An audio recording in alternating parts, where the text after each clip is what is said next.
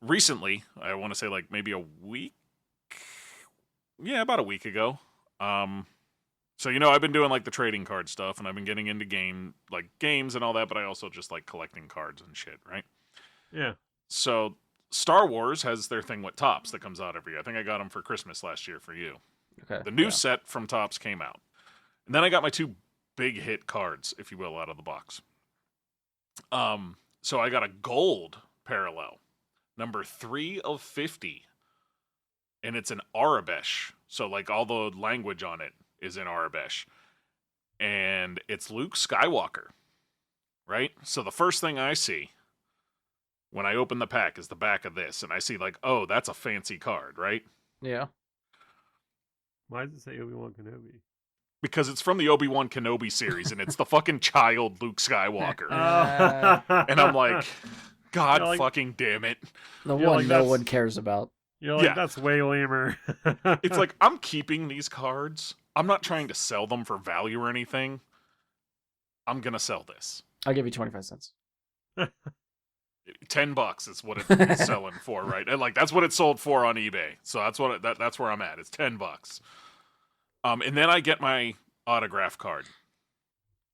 We got Twi'lek Major Domo. Why make this autograph card? What the hell was he in? What? He was Book of Boba Fett. Yeah, Book of Boba Fett. He was the dweeb that kept not letting him like meet the. Is he like the mayor guy? Kind of guy. Well, he wouldn't let him meet. He was like the advisor to the mayor who wouldn't let him meet the mayor. That's right. Yeah. Bureaucrat. Yeah. Bureaucratic BS. Yeah. You got a bureaucratic BS card. I did. And I wonder who wants this card. I'll give you 25 cents.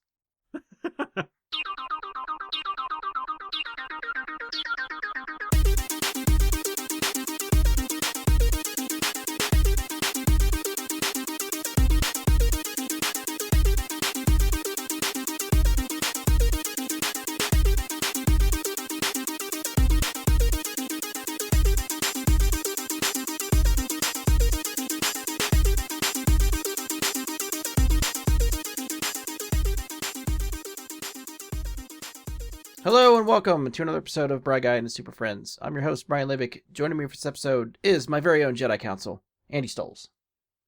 What's up, podcast people? Mike Bradley.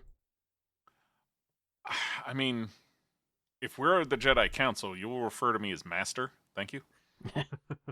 And Ian Leidick. I also lied to the Senate, so this makes sense. So we are here to talk some Star Wars. One thing I always forget to do when we do these shows is just like plug stuff up front. So the only thing I think I'm going to plug now, I know when we do our tag of where you can find us and everything, we are now on YouTube. If you would like to search us, you can find us on YouTube, search Bry Guy and his Super Friends.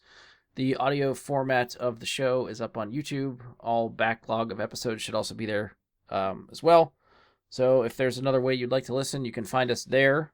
I don't know if anybody actually just listens to YouTube videos, but it's an option. Google Podcasts went away, so they gave me that as a backfill. So took advantage, went for it. Good. It's good that we're on the tube of views. Yeah, we'll see what happens. I actually haven't looked to see if there's anybody subscribed or viewed in a while, but I think at the time it was just me. So we'll see if we have more than one subscriber the next time I look. Well, I mean, that's how I'm going to clip the show from now on, to share everyone else's bad opinions. Oh, there you go. Yeah, that's a good idea. Hey, a share is a share. I'll take it. Andy, I know you got something in the bag you've talked about before. You want to talk about what you're working on? I've been working on an indie Metroidvania game, Dreeg, with my buddy Kevin as a member of Melted Monster Games. We are actually going to be at the DreamHack Atlanta convention in October. Oh, nice. Yeah, we'll have a little booth set up, and you can come play the new demo of Dreeg, yet to be seen. We've been working on a new level, so we've pivoted from it being a platform, like an action platformer, to like a full-scale like Metroidvania with like retraceable levels and stuff. So it's been nice, it's been challenging to do, but it's very exciting. So do you have to be like in the booth presenting, like talk to people that come up and yes do your PR spiel? I will be there slinging the dope. Nice. Make sure you So check out did Magic City. Did that set back your schedule at all? Did it set it back? Like Yeah. like the pivot to? I don't think so because we had a very you guys played it. Well, I think Mike played it a little bit. Yeah, I know. I need to do that. It's on my back catalog list. We didn't have a lot, like it was just like one level with boss, and there wasn't any like connectivity or anything yet. So I think we caught it at the right moment where we were able to pivot it and stuff. Nice. So, Mike, anything you want to plug? I mean, if I stream, you can catch me on Rare Achievements at Twitch. I don't know how often or when that's going to happen again, but maybe sometime it'll happen. I don't know. It's pretty much my spiel too. Maybe we'll see if I do it. It's there if you want to check it out. Ian, you got anything you want to plug? I'm plugging the ocean. It's very wet and very deep. Nice, I like it. Sounds good. Like my wife. Okay, here we. He doesn't What's have a her wife, name? folks. It's just King Artoria of Arthurian legend from the Fate Grand Order games, the saber. It's the whole thing. We'll do a podcast on Fate. It's I'm just struggling with your wife being named King. It's actually over here. Well, it's a gender bent version of King Arthur. It's that butt on my wall.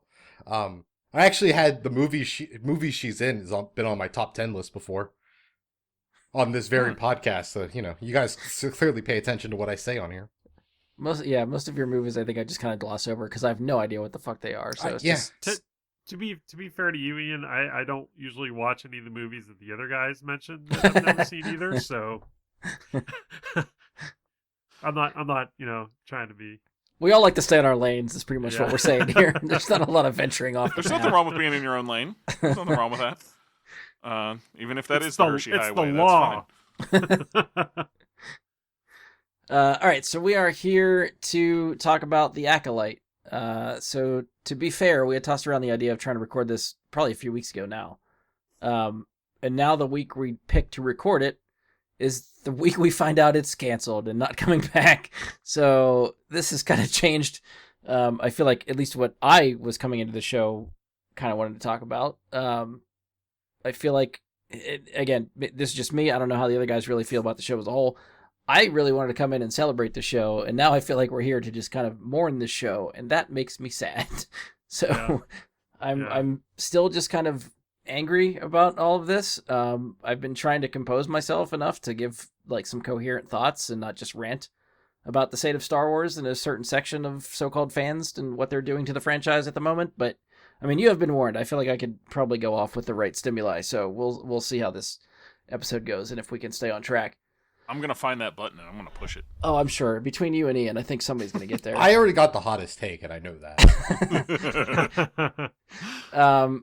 So before we sort of dive into what's been going on, I try to go through the cast and crew. Acolyte was created by Leslie Headland. The cast for this, I'm going to butcher a bunch of these names because that's what I do here. We have Master Soul played by Lee Jung Jae.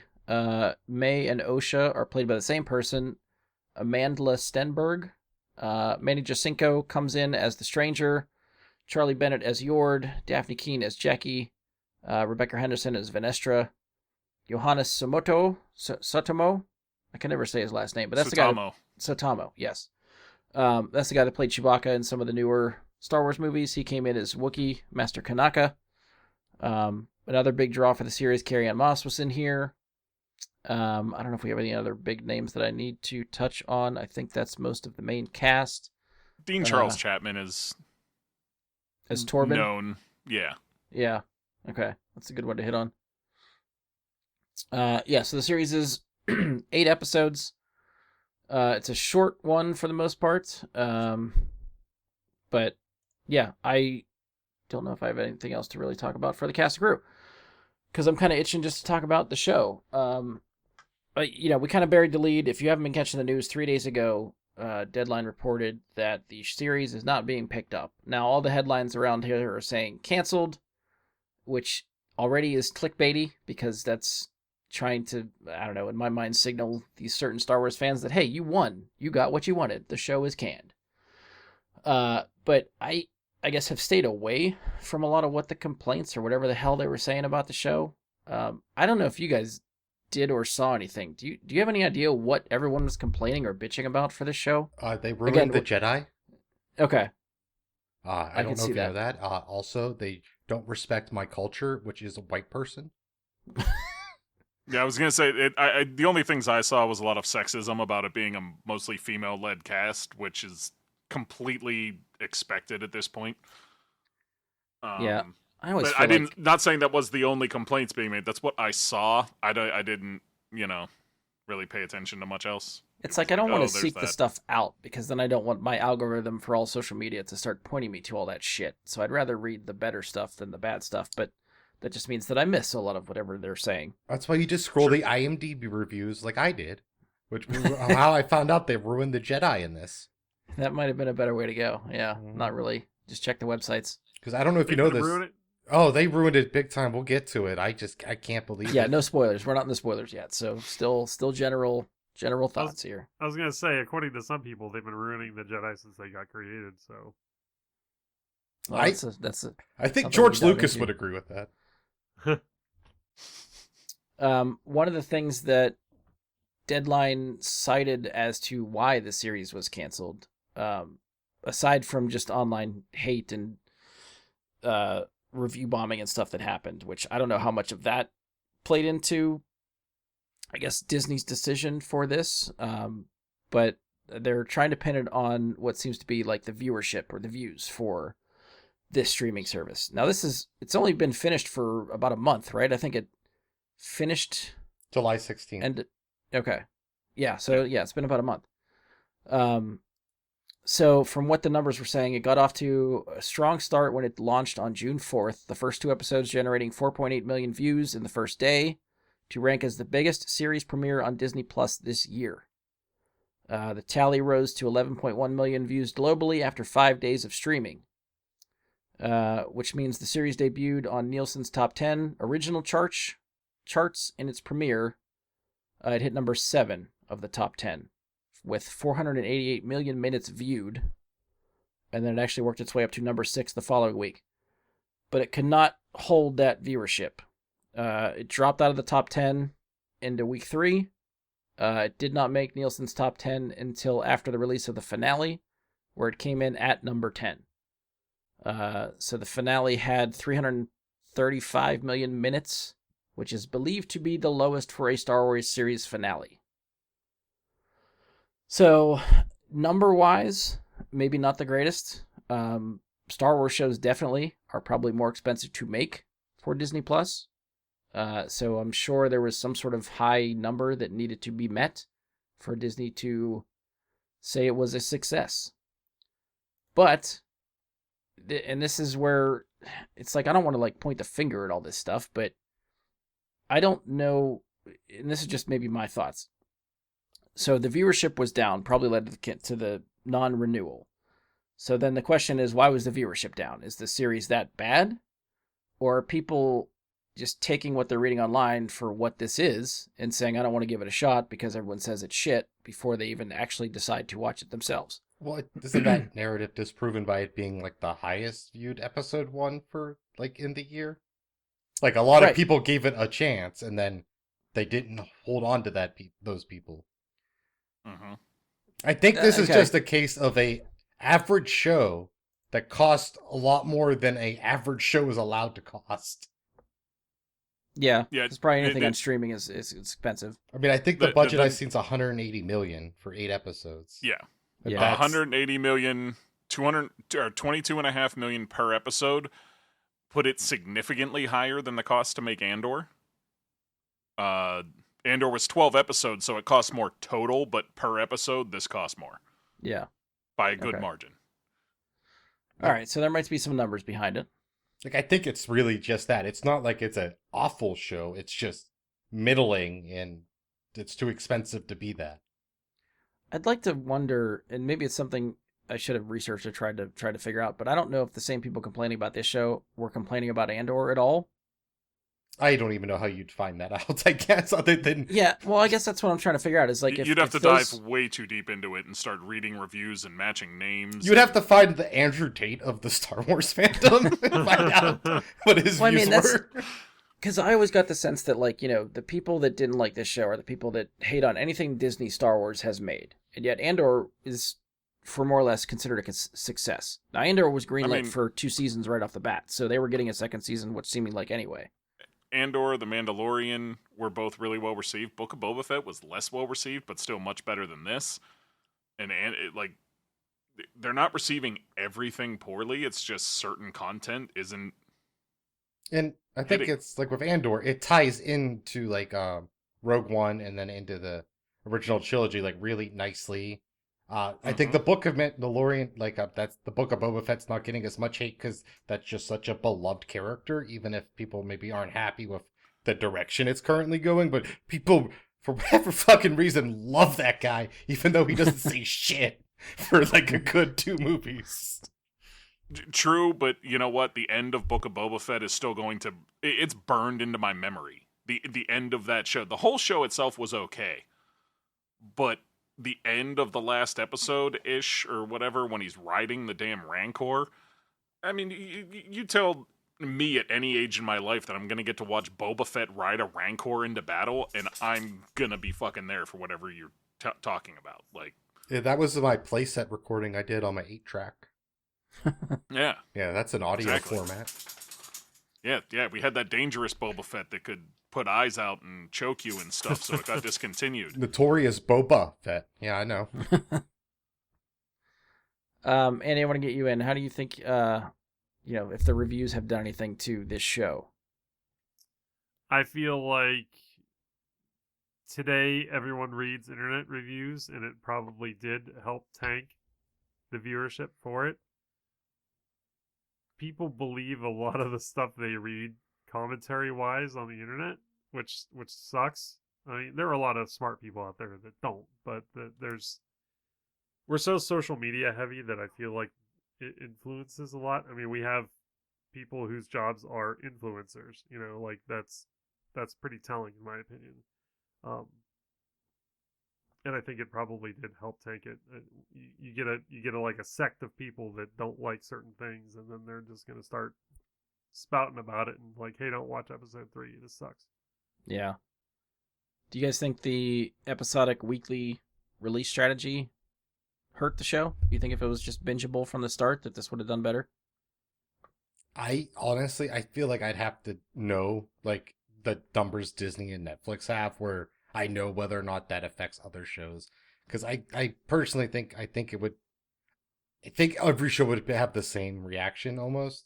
Like I don't know if there is any show that would benefit more from like having a week in between compared to just going. Like, because I just don't think we have that monoculture anymore. Like the last closest thing we had really was Game of Thrones, where people were talking about it every week. But I just don't think that monoculture really exists anymore outside of the NFL, honestly. Well, I think it wants to be online, right? The water cooler is now the internet. But when you go to the water cooler and everyone's shitting on the thing you just watched, either you're not going to talk about it or you're going to be turned away from it. Yeah, I think in this case it would have helped.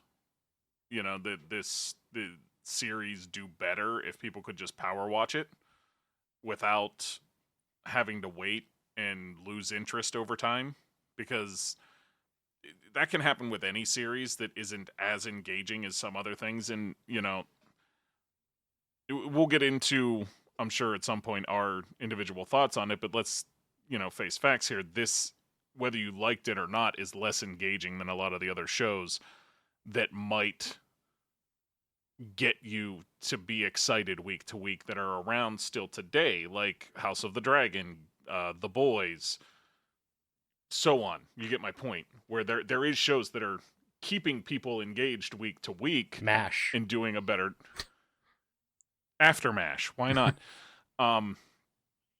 They're doing a good job of keeping people engaged while not releasing a full thing, but just at the surface level, they are better shows. I'm not saying necessarily that means this is bad, but it's not on that next level. It does not reach that level of where, man, I was, waiting with bated breath to see what was going to happen next or something. It didn't do that. I mean, I do think the show, and I guess most shows kind of do this, but like it ebbs and flows with action, and then some of the episodes slow down, which I think can be seen as more maybe quote unquote boring, where it doesn't feel like a lot happens. It's more dialogue heavy or something like that. I do think this show would benefit from some sort of binge watching style. I think it plays out more like an 8-hour movie than 8 separate hour-long episodes. I think you get a better sense of the story and what's going on that way.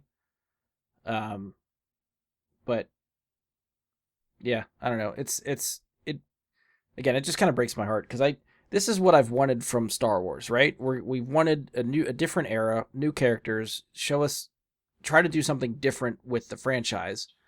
And now that this has been not renewed, which I actually kind of thought was a given that it was going to get a season 2, and maybe that's why I'm still kind of struggling with this.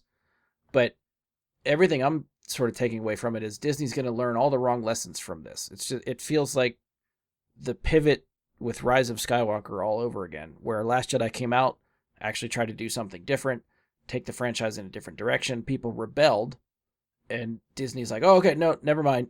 We'll bring you back to what's familiar, what you like. And I feel like we're gonna get the same thing with this, where this is we're not gonna get anything creative or different. Everything's gonna be stuck into that 10-year gap between, or around the original trilogy era, 10 years after, maybe 10 years before. That's where we're gonna be at. All Star Wars will be in there. Maybe we'll get some different characters in different sides of the galaxy, but it will still be around the Galactic Civil War at that time. I do have something to say about that later when we get into spoilers. But okay, I mean, do you think that they are going to learn the wrong lesson when the final episode reveals 2 characters that are not new to Star Wars? That we are bringing back the same characters you already know. They were already doing that. That's what I was going to get into. Yeah. When we get to spoilers, we can talk about exactly what that means. right. We can talk about who they are and stuff, but they were already doing it. I feel like I don't know. I never saw that as the focus of the show, though. I guess. I mean, maybe there's plot points that could come out of that, but you don't think that ending shot was going to be this is the season? But I wouldn't see that character as then being a main character of the next season. I could see them being in the show. But I don't see them headlining the show. I think the whole idea, again, I'm trying to tread so we're not spoilering too much here, but I feel like part of their driving force and the agreement of the studio to make the show was an origin story for a character we're not going to name right now. Okay. And and it still ties itself to the Skywalker saga. And this is something you and I talked about before, was hopeful that we were finally going to get live action content not in the Skywalker saga. As, we were going to this era of the High Republic that was not going to be attached to that, not going to have all that with it. And they were still going to tie it. Somehow they found a way. Still going to tie that thread. Yeah. Well, I still think that's still, again, we'll get into spoiler specifics, but I still think you're still extrapolating and assuming it's going to go that way. Well, I mean, because they canceled it, so we don't know. But yeah, that's right. That's what we're doing. Because otherwise, there's nothing to talk about what they could have done next. But I just don't think we could say yes. That's part of it's now considered to be part of the Skywalker line when we don't know for sure that's where it was going to go. I just think you could draw a line properly while we're talking with. All right, we'll come back. I'll hold on to it. Yeah. I don't know. I'm trying to again form my thoughts, trying to stay coherent and on track. Andy, anything you want to chime in with for the show? As far as, I guess. Do you think it was dog shit? Thoughts on. Yeah, I guess we're still kind of on what happened, why it was canceled, and what we think about that. But anything else you want to jump into, we can do that. And if we want to pivot somewhere, I also think that it would have benefited from a bingeable programming schedule. I felt like I wouldn't say I was waiting on bated breath, because I waited to be able to binge it. I didn't start watching it and had to wait weeks or anything like that. And I actually felt like that improved my viewing based on what I'd seen other people doing. How quickly in because, succession were you watching the episodes? we watch one every day, Okay. so we might have skipped like 1 or 2 days or something, but based on like if we were busy or Yeah. but I would say we probably watched it all within like a week and a half. Okay. Yeah, that's still pretty quick. Yeah, I would say that's in the binge territory.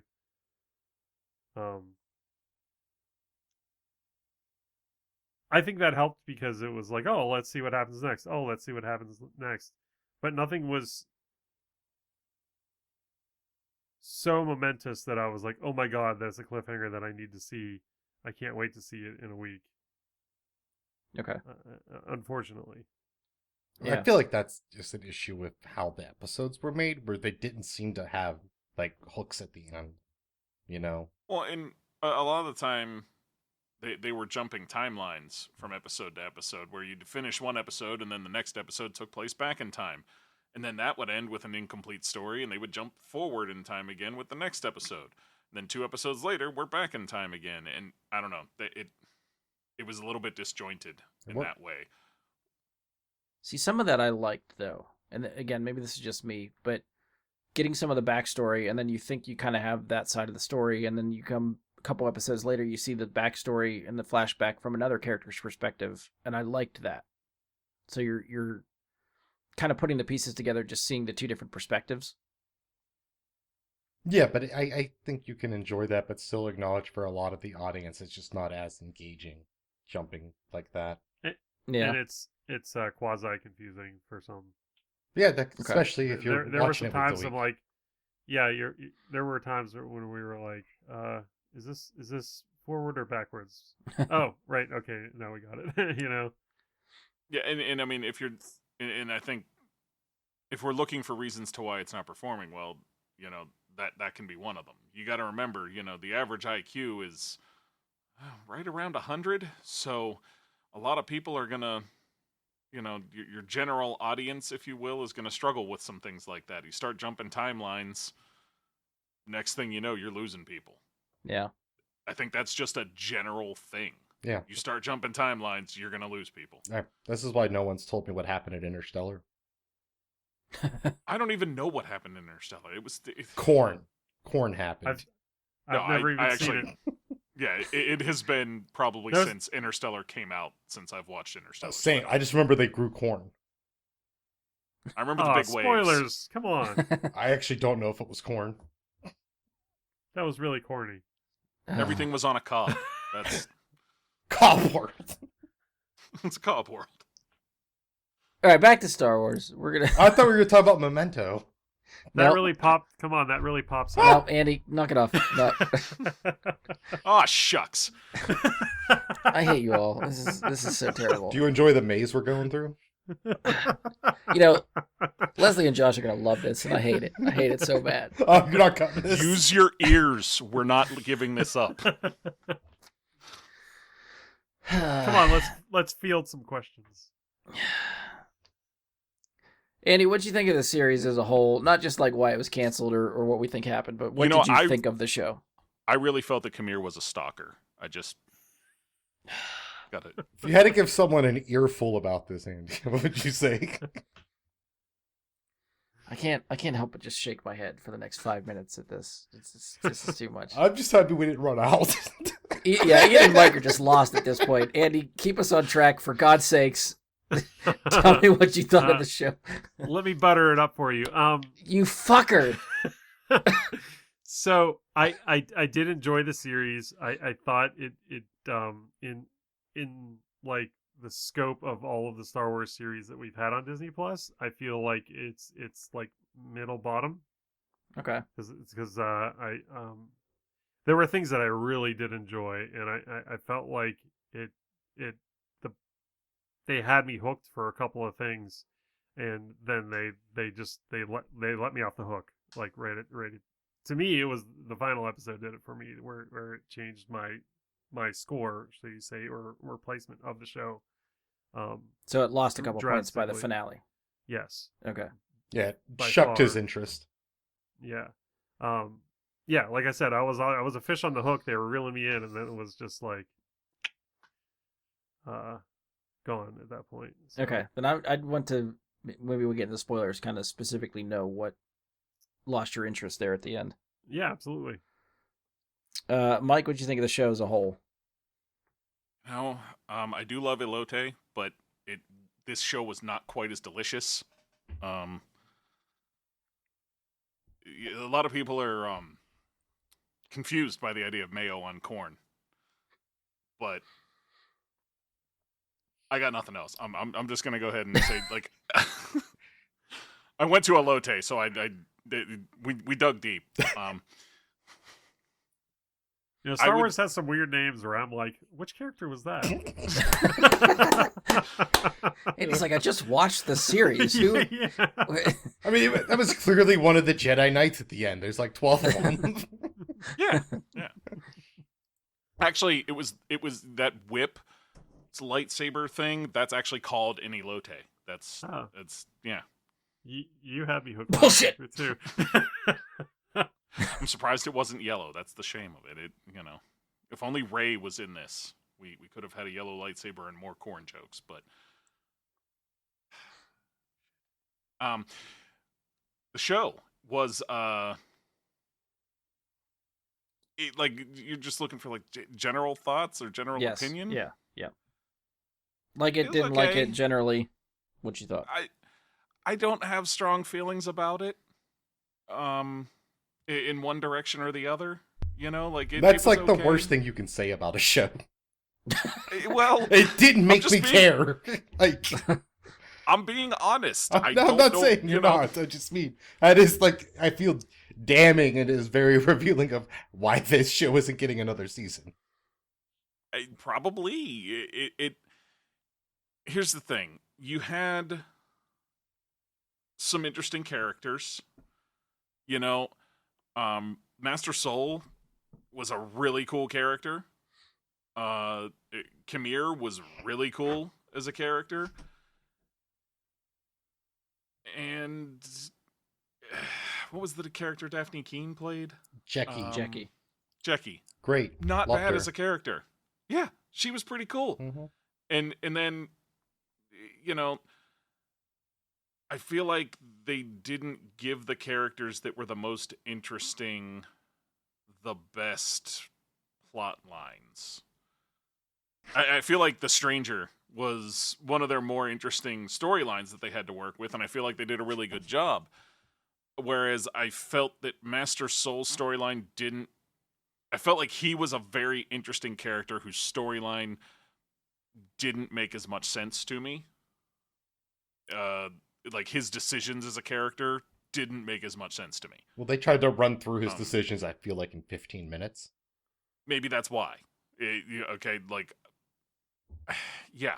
And then we have our main character. And I guess...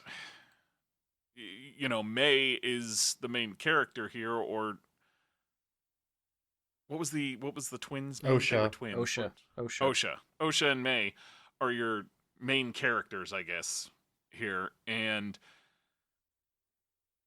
I felt kind of the same way about them as I did about Master Soul, where some of the decisions didn't exactly make sense, and character motivations weren't made as clear as they could have been, and...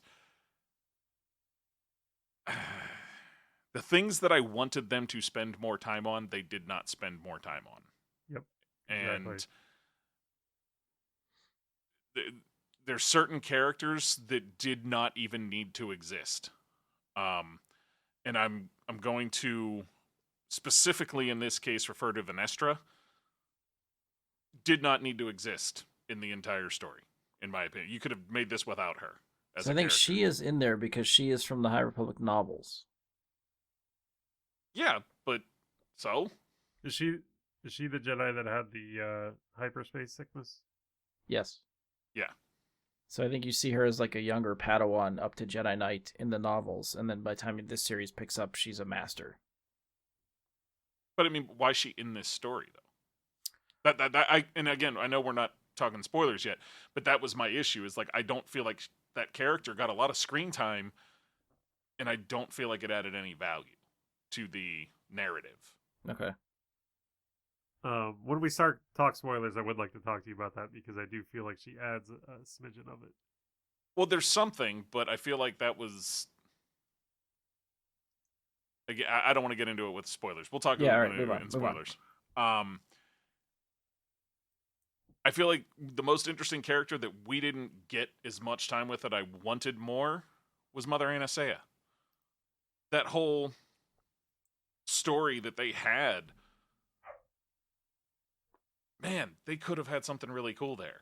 And the decisions they made when they told this story, I don't know. I wish they had gone different directions in what they did. So,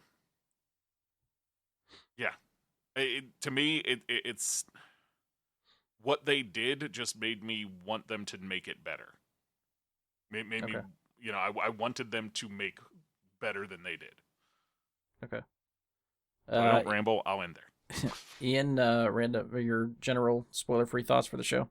So I think to Mike's point, what he said at the end with like the whole Force cult thing, I feel like that would have been where it benefited from being a chronologically done show, starting with the Osha and May as kids and then moving on. And then you could even have, like you wanted, like a flashback later in the show to show a different point of view of like that childhood stuff. And I think it just would have worked better to like kind of build who these two are as characters first and then move us there. And also given us like knowing like who Torben even fucking is before what happens with him in the show is kind of resolved, you know? Like going Yeah. from there, you know, we would just know more about these characters. I think even was it like Carrie Ann Moss, like her character, like I feel like I was like, yeah, it's a Jedi, but I know this is also a time period where there's a lot of them, so it's like how impressive is that without maybe showing more of that setup of her, you know, younger days in the beginning. You know, I just think spending more time with them could have made that a more impactful proper start, you know, what the actual first scene is in the show if that comes later on. I think I told Brian, I know I've told Brian this, but I've watched Andor. I've watched Andor, Mandalorian. I think that's it. No, yes, Ahsoka. Ahsoka, and this is easily the worst of those. So, again, it's not bad. It's just not as good as the other stuff. Yep. Okay. So I definitely feel like I am much higher on the show than anyone else on here right now. I feel like I'll be the sole defender of this thing. I really liked it. I again, it started to give me what I wanted, which was different era, new characters. I thought maybe the first half of the season, the story started going pretty predictable for me. I think a lot of the twists and turns, I was like, oh, okay, yeah, that makes sense. I see that coming. Yeah. And then I was kind of wondering where they would end up, and I thought where they got to was very interesting to me. Like, it's still, by the end of it, I think there were a couple surprises for me, which I enjoyed. And I liked a lot of the character arcs that were in there. I think Osha and May had a really cool arc. I think Master Saul, I thought he had a really cool arc. The Stranger was awesome. Hands down, probably one of my new favorite characters in Star Wars. I still think the acting all around was really good. I think all the characters did really good. Some of the best fight choreography that I've seen in Star Wars in a very long time. I liked all the lightsaber fights and stuff that we got. But yeah, so we'll get into more spoilery stuff, but yeah, I do feel like I'll probably be the one trying to champion the show for anybody that wants to check it out. I'm sad that it was canceled. I feel like I'm going to be the person that's like sort of echoing the line from Last Jedi that's, you know, don't fight what you hate but say what you love, and like the people that are wasting their breath just yelling about this show. If you don't like it, don't fucking talk about it. Like, just leave it for the people that enjoy it and let us have our thing. Like, I don't understand. So I mean, that's a don't different know. conversation about the hate economy. Yeah, but so I don't know. Again, maybe it's just because of the side of the internet that I see, but I've seen a lot of love for this show come out after it was announced that it's not coming back. I'm hoping that's a way to somehow move people to start watching the show more, or buying more stuff at it, or tell your friends to watch it, or, you know, leave it on every device that you have just so the streaming numbers go up. I don't fucking know, but something to try to help keep this show alive. Even if the first season, maybe to these guys, wasn't their most favorite thing. I do think that the story and where they go with it is interesting enough that I feel like they could expand upon it and probably do maybe a better job of it in season 2. Or at the very least, I'd like to see where that story goes. If it comes down to the show is done and we're not getting any more, for the love of God, continue the story in a novel or something, because I want to know what happens next, because there are definitely story threads that are left open. And I guess, for anyone interested, one of the things I saw online is if you want to, and I was kind of pulling double duty for Willow for this too, but you can go to help.disneyplus.com. There's a place to submit feedback, and you can request a movie or show, and it gives you 3 options to request. I've done it a couple times. I've requested Acolyte Season 2 and fucking bring back Willow Season 1 and give me Willow Season 2, for God's sakes, you fucking bastards. Did you, in quote? No, not that whole thing. I try to be very diplomatic about it. I can't. I don't want to say that. Can I just go there and request that they make X-Men 97 just more? Just use all 3 of them several times. That's a show we're already getting. Come on. You don't waste your vote. But more. You're doing 1 more season of it. Give me 2 more. Each time you're going to do 1 season, do 2.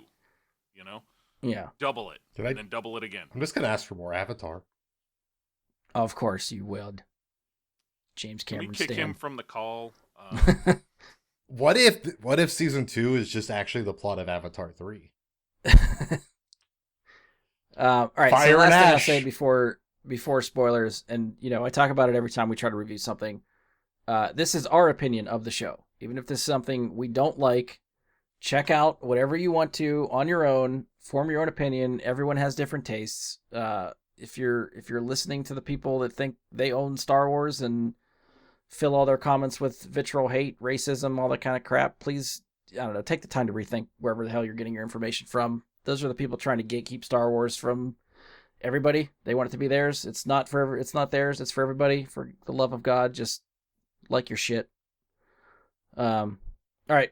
We'll get into spoilers. That's where the meat of this is going to go. So from here on out, we'll be discussing spoilers. If you want to watch the show, which I really hope you do, pause this now. Come back after you finish. I know I'm begging at this point. Unless you've already thrown in the towel, you don't want to watch. Maybe our discussion will change your mind. I guess we'll see. Maybe not, because I'm probably the only one defending this thing. But we'll see. Either way, spoilers to follow. Wee-oo, spoiler! Wee-oo, spoiler! Something like that. So you see, what you need is a cult following like Zack Snyder has.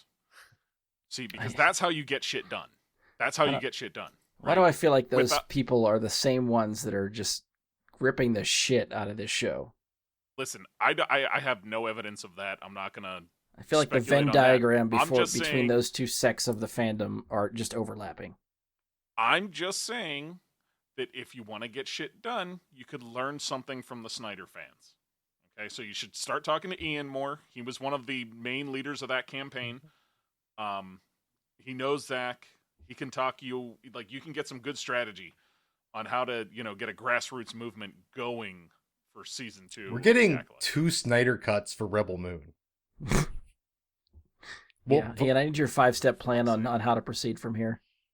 I mean, it's really easy. You just start threatening people. Step 1, threaten. Step 2, threaten. Step 3, threaten. Step 4, act nice for a minute. Step 5, threaten again. You skip the act nice one, but yeah. Yeah, the act nice isn't even for when they give you what you want. The act nice is like not for them at all. Yeah, right. If I'm not angry, I'm not making money. Come on. Yeah, it gets the clicks and the views. What are you gonna say? And that's why we fucking hate this show. Andy, I want to start with you. So one thing that I tried to write down so I remember to come back to it. You mentioned the finale, certain things in there was what got you to fall off sort of from the show and lost some points for you. So what specifically kind of turned you off? Okay, so I found myself caring less and less about the twins than I did the other characters in the show. Okay. I found myself caring more about the stranger, Saul, and like the Jedi that ended up, getting dispatched through it. And I enjoyed, maybe not how they presented it, but I enjoyed like finding things out as the show went along. Like I thought there were some pretty cool reveals actually. Yeah. But I hated the end scene between the twins where the one was like, "Oh no, I'll be the acolyte," and you lose your memory. Like that made zero sense to me whatsoever. It just plot wise, like why? What was the point? Why of that? couldn't they just go Why together? couldn't they both? Yeah, why couldn't they both be acolytes? Why couldn't you know? I don't know. That part made zero sense to me. They had me hook, line, and sinker for the series, and I was like, oh man, this is good. Like I would put it on par with like Book of Boba Fett or even a little higher, But Had they that one scene pretty much was just like, oh, that was dumb, and then like I was like, it's sort of like it dropped it a couple points in my opinion. My favorite thing from the show, which I would love to have seen, and I'm really disappointed that I won't get now, is Venestra and the Stranger, the connection between the two of them. I really, really fucking wanted to see that flesh out because they only kind of hint at it. Yeah. Like you have to connect mental dots, but like that is something I super, super want to see. And I guess And again, also- because and also I haven't the- read the books, I don't know if that's explained in the books. Like, because Venestra is a Yeah, character in the books, I don't know if that's something they flesh out in the novels, so it kind of makes sense in the show, or if it's something that happened in the gaps between, and they were going to explain it later. Yeah, it could be content that already exists that we just don't know about because we haven't. I've been sitting on that book for so long. But I wanted to ask you, Andy, about what you were saying about that ending and why they went their separate ways and all that. I wanted to ask you a question. Okay. Did you also feel like the ending was going to be them becoming one being again? In At some one way, point, like there was something that was going to happen in that way? Yeah, I feel like they were gonna try to lean into that, and then they didn't.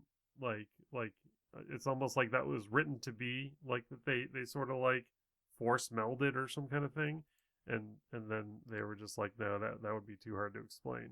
But I felt like they were kind of setting it up to be that because they're kind of like a yin and yang, right? Like, Well, they were separated at but some then- point. yeah, but then they flipped. Like one was the white one and one was the black one, and then they flipped to the other one. Like the white one became the black one, and the black one became the white one. In terms of like the yin and yang, but they could have gone that route, and I probably would have liked it a lot more, honestly. Okay, that was going to be my next question, was whether or not you would have liked that better.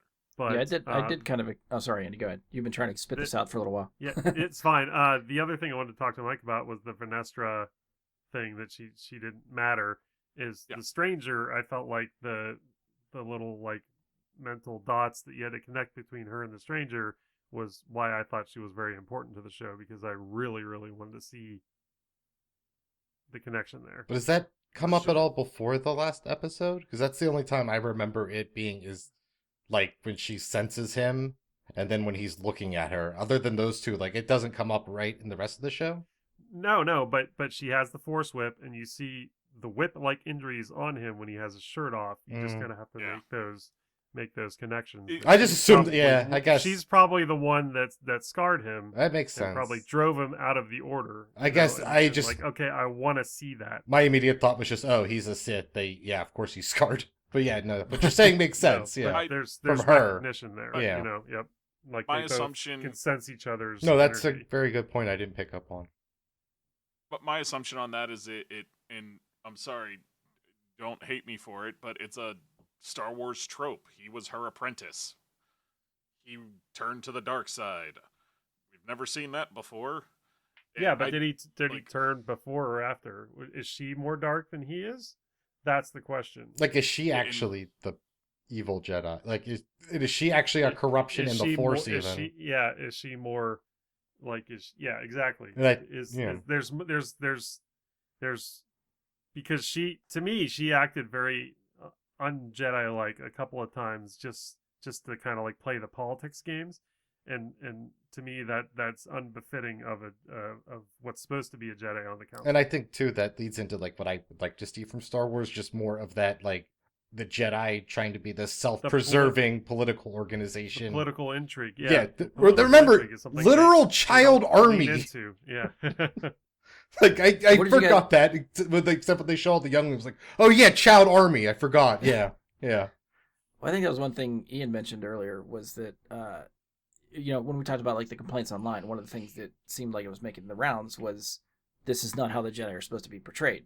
I don't know how you guys thought about that. There were a couple. I know one specific instance was early on. I think it's Osha or someone says to Soul, Jedi aren't supposed to like attack unarmed people. And like Soul puts his lightsaber away, and they're like, that's not in canon with how the Jedi are supposed to act. And they specifically reference Obi-Wan cutting off that guy's arm in the bar in episode 4. And my first thought was, well, okay, he was also in a big civil war, and there's kind of no Jedi Order at that point. So I feel like that's very explainable why the Jedi would be different from when Obi-Wan cuts that guy's arm off to where this show takes place. Like, I'm like, Yeah. are you, like, I get, like, not maybe thinking about it, but like, there's a clear, like 100-year gap or something. Like, shit changes. Yeah. So I know that was one issue people, I think, had with it, was just, I think that's maybe the problem with having these shows with the greater Jedi Order, is people don't want to find out that they're not, like, super cool, always right monks, that they're actually, like, more akin to to almost like the Catholic Church was in the medieval times, where it's kind of a corrupt organization trying to preserve its power. Yeah, but I mean, if the Catholic they're Church humanized exists, more than you Catholicism expect. doesn't stop. Sorry, I didn't catch you, Mike. If the Vatican were to cease to exist, Catholicism wouldn't just stop. No, but I guess I just mean, like, it's trying to, I guess there's probably a better political alternative to Catholicism for the Jedi, but I'm picking up on that religion line the guy threw out at the end too, I think, for why I went there. But I just think there's a lot of, just some type of warrior cult within your culture that, almost like this, I guess, like the actual samurai they're kind of based on, where, you don't want that warrior cult, because if they're not fighting, and that goes into the whole Jedi thing, what's their purpose if they're not fighting? And then, I think that's kind of, people don't want to think about that, because they're not all just like cool Yoda dudes doing flips and shit. Or Samuel L. Jackson. I have a lot of thoughts going through my head. Like, one is, as soon as you show your heroes flawed, people seem to get up, at least for Star Wars people, they seem to get upset. I know, but that's Luke like Skywalker was not the perfect Jedi that everyone thought he was in The Last Jedi, and people shit on that movie all over the place. But also, he wasn't throughout, like, the show a lot. Like, he literally disobeyed his uncle. But in the eyes of these people, he is the paradigm, like top tier Jedi, the one that can do no wrong. And then you show him questioning himself and having self-doubt after what happened, and suddenly like, no, that's not my Luke. That's not how he should act. Yeah, it's this weird thing where I think if you're not literally Jesus, I guess, in Star Wars, you're not allowed to hang out. To be fair, I don't think it was the self-doubt that they had problems with. It was more like killing a kid, Luke try and kill a child. Like, I feel like I still love The Last Jedi, don't get me wrong, but I feel like I didn't see as much, like, complaints about him being that way as a result of what he did. It was more along the lines of, why the hell would Luke try and kill a child out of fear? He saved his own dad from turning to the dark side. Why would he not just try and save Kylo? Like, or yeah, I don't know Ben? if that. I guess that's not what I've seen. I guess I'm seeing it more of people saying that because he's in hiding, that's not Luke. Like, Luke wouldn't turn away from the fight. But that's a whole other Last Jedi discussion that I'm not going to dive into here. Yeah, we're not talking about The Last Jedi. We're talking about the Acolyte. So. But I think, with this somehow show... Palpatine returned. So that's the other thing, too. Well, okay, not joking aside, talking about how, like, the Jedi are trying to keep their power, that's basically the speech that Sidious gives Anakin in Episode 3. Like, he was spot fucking on. Mm-hmm. Meanwhile, we're led to believe, oh, he's lying. The Jedi weren't like that. No, in fact, they were. And this show proves it. Because I think that's the thing, though. Speaking of that speech, go ahead. Sorry. Oh, I was going to say, I think because that's the whole reason why he's able to take over, is because of where the Jedi are. I think it's part of the whole thing. Anytime you have an organization that old, this is what's going to happen. And I just don't. I think people just thought this was a fun space story. Then they kept making content, and they didn't have to realize what was going to happen if you keep making content past 3 movies. It's not. Yeah, it's not like your perfect order. Yeah, that's the interesting part to me. It's like, we know that eventually Sidious is so powerful that he can just pretty much stand in front of the entire Jedi Order, and they don't sense a goddamn thing that he's doing. And this is the beginning of the end for them. This is them worried about their own shit, where they're not looking at what else is going on. They're too blind to him and the Sith rising that they almost allow it to happen. I mean, And this that's- starts here. That's how it but I mean, that is what happens essentially, because this is her. The show ends with her covering up a Sith, like a rogue Sith master, essentially. Yeah. Or for all, I guess, apparently too, but So can we talk about that elephant in the room of like this was not okay. separate I believe from he's the a. Skywalker I believe he's a saga? moon. Yes. I believe it's Mun, but that I Hey, actually that's don't know their how that's- word. Oh, sorry. I knew we were gonna get in the race here, but yeah, the moons. Yeah. Could they not have just told a story that didn't have to have that? Like, don't get me wrong. If they wanted to tell a Darth Plagueis story, imagine if they just released a series entitled Plagueis. You'd have as much hype for that as you would for Ahsoka, as you would for The Mandalorian, all these things. Just the hype alone would start to do really good for streaming numbers for them. And using this as like a vehicle to try and set that up, and whether we agree with the fumbling of it or not, whether they fumbled it, it has fumbled since they have canceled it. So now you have this open-ended idea where you shoehorned in, and I will say shoehorned because Plagueis has no place in this story, and if you're not going to finish it, Disagree. Is that him? if you're not going to finish it, like yeah, Like the Well, it's not like they make the show How- thinking, "Oh, how- we're not going to get a season 2, so we're going to 'Cause- not lay this groundwork for more story." It's just because we know what species he is. That's why. Oh, okay. Yes, the Yeah, guy in the cave in the episode 8 that peeks his head out when Osha and Kamir go for the ship is Plagueis. Okay. Yeah, I Yeah, was but- gonna ask how you're so sure of that. I mean, it's a Sith, Mun. Brian, which is the correct one? We'll just go with whatever you I always say. thought it was a Mun, but Okay. maybe I'm wrong. Like any So, monster. It's a Sith Mun, so technically it could be a different Sith Mun. It could, If but that- I'm if pretty that sure was a thing. they've confirmed it's him. Right. Yeah, I think that they have, but just watching the show and knowing that yeah, it's him. I mean, I freaked out at that point. I texted Ian and said, "I don't know if you're watching the show, but there's a big Easter egg cameo type thing in episode 8, but because I know he knows who he is, and I figured he'd get it when he saw him on screen. But I think some other people just didn't. And Andy, maybe you didn't realize who didn't, that was. No, but Darth Plagueis is a story that I've been told just ever since the freaking yeah, the prequels. yeah, the Jedi wouldn't tell you. At least the uncorrupted ones would. From I mean, it makes Jedi. sense, right? Like, what we know about Plagueis is that if Palpatine's story is correct, he is the Sith master that was able to create life from midichlorians, from the Force, from nothing.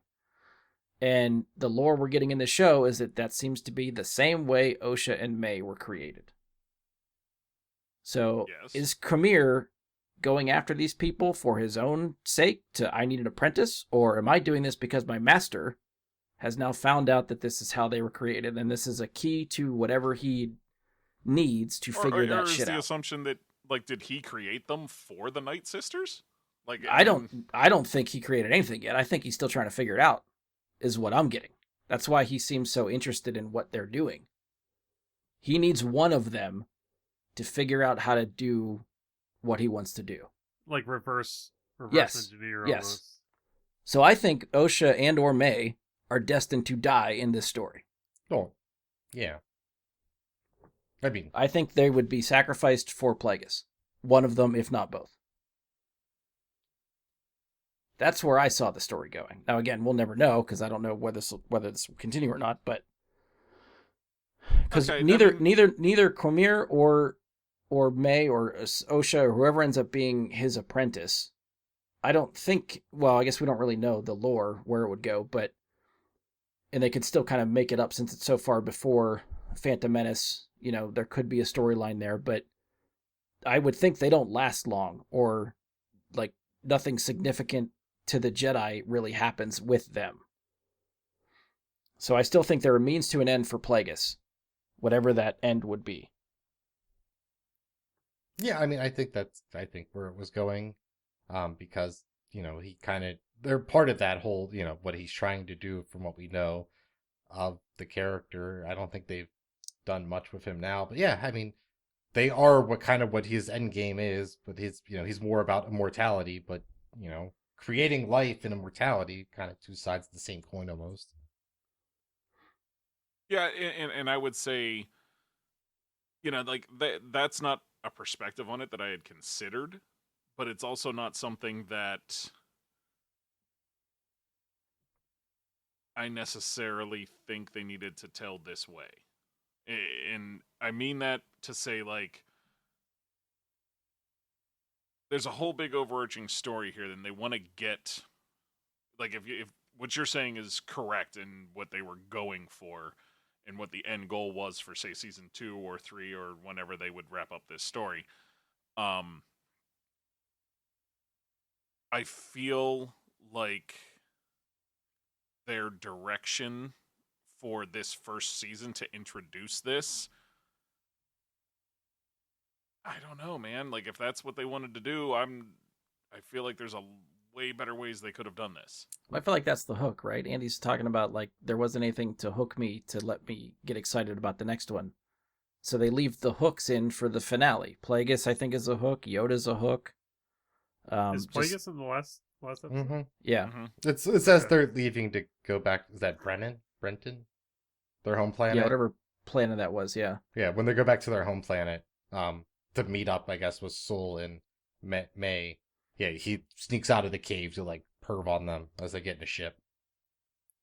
Which, the planet they're on is just listed as unknown planet, but is that where Luke hides? Is that Ahch-To? I don't know. I mean, they didn't have those little weird bird things or whatever, so no. Right, So, yeah, that was the one thing I was looking for, was the porgs. So no, but maybe they couldn't afford it. I don't know. I guess what I would have preferred to have seen, and when I say, like, I don't necessarily like the direction they took with it, is, and this is more of a gripe about just the way television shows are made, in that everything's about hooking you for the next season as opposed to just telling the fucking story. And I've gotten so frustrated with that in recent years, that things like this, that to me, this is, we're telling the story of Darth Plagueis, and we're starting here, and we're telling this whole drawn out story that is just there to be filler content before we get to the real part of the story that actually matters to the overarching story that we have already told, right? So we have this whole Skywalker saga, and you want to tell your Darth Plagueis story, and that's great. We just spent a whole season that, could have been episode 1 of the Darth Plagueis show, if that's where they wanted to go with it, was to, if that's where they were going, was to have that be the main plot device for the, the length of the series over how many seasons. Couldn't we just do that instead of, like, couldn't we just tell the damn story? You know what I mean? Like, couldn't we just do that instead of needing a whole season lead in of, almost, I don't know, these were 40-minute episodes-ish, right? Yeah. I guess I never got the sense that Plagueis was meant to be a main character. And even going forward, I guess I still, like, if we would have got season 2. You don't think that 4-second shot established him as the main character of the second season, Brian? No. I think he'd be in the season, but I think he'd be more of a background puppet master. But I think to Mike's point, though, but that would be the end game of the show eventually, would be him. Like, he would be the final boss, and he would kind of have to succeed. Yeah. It's the point of telling the story to begin with. The whole reason to tell the story is so that you can get to Darth Plagueis learning how to create life. If that's where we're going, why are we wasting all this time? And it's just for getting people to watch. That's it. It's just to put content out for content's sake. And I'm not a fan of that. No matter how good the content is or isn't, if it's just content for the sake of content, I'm not going to love it. Because it's just, you're wasting my time. So you didn't give a shit about any other character at all? Now that Plagueis is in it, he's your focus, and that's it? End all be all Plagueis? No, I'm not. That's not what I'm saying. What I'm saying is, you can tell this story, and you can tell the story of those characters in a different and more meaningful way that doesn't just fill up a bunch of time before we get to the real point. Like, think of it. I'm trying to think Say of something the about best way to put it. Quantumania, because that sucked. Is there something about how Quantumania like wasted time? Like before we got to Kang? I don't know. I didn't watch it. Is that something? Did I do something there? No. What about Shang-Chi? I don't think... Is that something? Does that make sense in this context? I just listed off Marvel movies I haven't seen now. You're as bad as the rest of the internet. I haven't watched this thing, but I heard it sucks. So But is sucks. it like this? Is it like this where it's like skippable? To be fair, I don't think many people were saying Shang-Chi sucked. People love Shang-Chi. What about Quantumania people didn't like? the Eternals? Eternals wasn't great. No, Eternals is bad, but I I'm don't still know how here it to would relate defend to these this. goddamn things. God damn it. Turtles? The Teenage Mutant Ninja Turtles? They suck. Ooh, All right, get out of here. Yeah. That's where the line. That's is. right. Yeah, that's where we draw the line. That's You're where you done. know he was saying something actually good sucks. As opposed to things to things that maybe aren't actually good. But I think He is really trying to find that button. I think to Mike's point, if the show ends up, we find out at the end the whole purpose of the show is to set up like sacrifices for Plagueis, then do I need a season long backstory of the sacrifice? And right, and it's just about making money, and it's not about telling the story at that point. And that's what bothers me about it.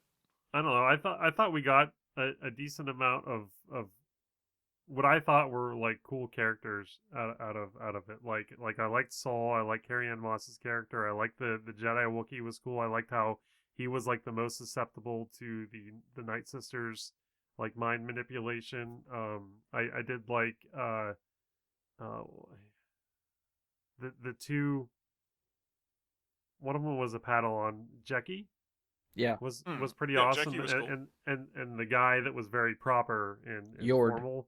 Yeah, Yord. I liked both of them. I thought the gaggle of I don't know what else to call it. A group of Jedi. I guess a group of Jedi. No, gaggle is cool this is the term. Pretty a jaggle. I don't know. A gaggle of Jedi Knights. We're pretty cool and unique. I wish we could have seen a little bit more about some of that. Like her her attendant, that Jedi Knight she's always yelling at to do stuff. Yord? No, that guy at the end. Vanestra. Yeah, would always Vanestra's have like somebody going with her. her like Mog, attendant. you mean? The Mogadana guy? Sure. Yeah, the one that's not quite old enough to be. Yeah. The nerd. Yeah, the nerd. The nerd. Yeah. We all know him. Well, and I guess like the point I was trying to make is we can get those characters still. They can use them in a different way and still tell a more directed story that gets to the point. What are the odds they just do a Dark Plagueis show and they just kill off May and Osha in the first episode? Backdoor season 2 kind of thing. Is that just what happened with episode 9 at that point? I mean, to be this fair, is what we really want is Plagueis to just fuck those guys. If that was going to be the point of the Acolyte anyways, was to get there, then yeah, sure, do it. Tell the rest of the story, but get to the point. Like I said, I don't like shows that use up time to make you wait and wait and wait. And I understand that's a lot of what television is, but to me, that's not storytelling. You know what I mean? Storytelling where the focus is more on how do we profit from it than on how do we tell a good story, that starts to bother me, and I start to notice it too much as I watch. See, I don't see it. I don't know. Again, I guess I don't see it that way. Even if the end result is, hey, May and Osha could die because of Plagueis, I don't. For people that don't know who Plagueis is, that's the surprise. Like, working your way through these characters, getting invested with these characters to ultimately see them die would be one fucking hell of an ending, I think, for this series and these characters. Well, I think that's like what Jekki's death I thought was like surprising. I wasn't expecting her to be like killed off. I think or Yord. Yeah. That episode 5 wiped out a lot of people, and I did not think that many were going to go. My only issue, I feel like, almost felt like we didn't have enough time to process the loss before we moved on. That's true. Which I think almost took away from it. But didn't they jump the next episode back in time? Yeah, again, that's why we spent too much time away from all that death that just happened. That kind of ruined the flow. You're not supposed to hold on to that kind of stuff when you're a Jedi, so I think they're leaning into that pretty hard. Can I bring up a different subject? Go for it. Yeah, go for it. The marketing for the show bugs me. Did they have marketing? Yeah, they marketed the show as like a darker story, and I understand like their darker was like a whole bunch of Jedi died, but to me, what I gleaned from the darker like marketing was that we would lean into like more of like from the Sith's perspective of stuff. I think we Learning got that about the though, dark didn't it? side in not so vague ways, learning about it in more specific detail, maybe. Yeah, and Brian, you said you thought that they did, and I feel like we still don't know very much about like how they introduced stuff. It was still told through the eyes of the Jedi.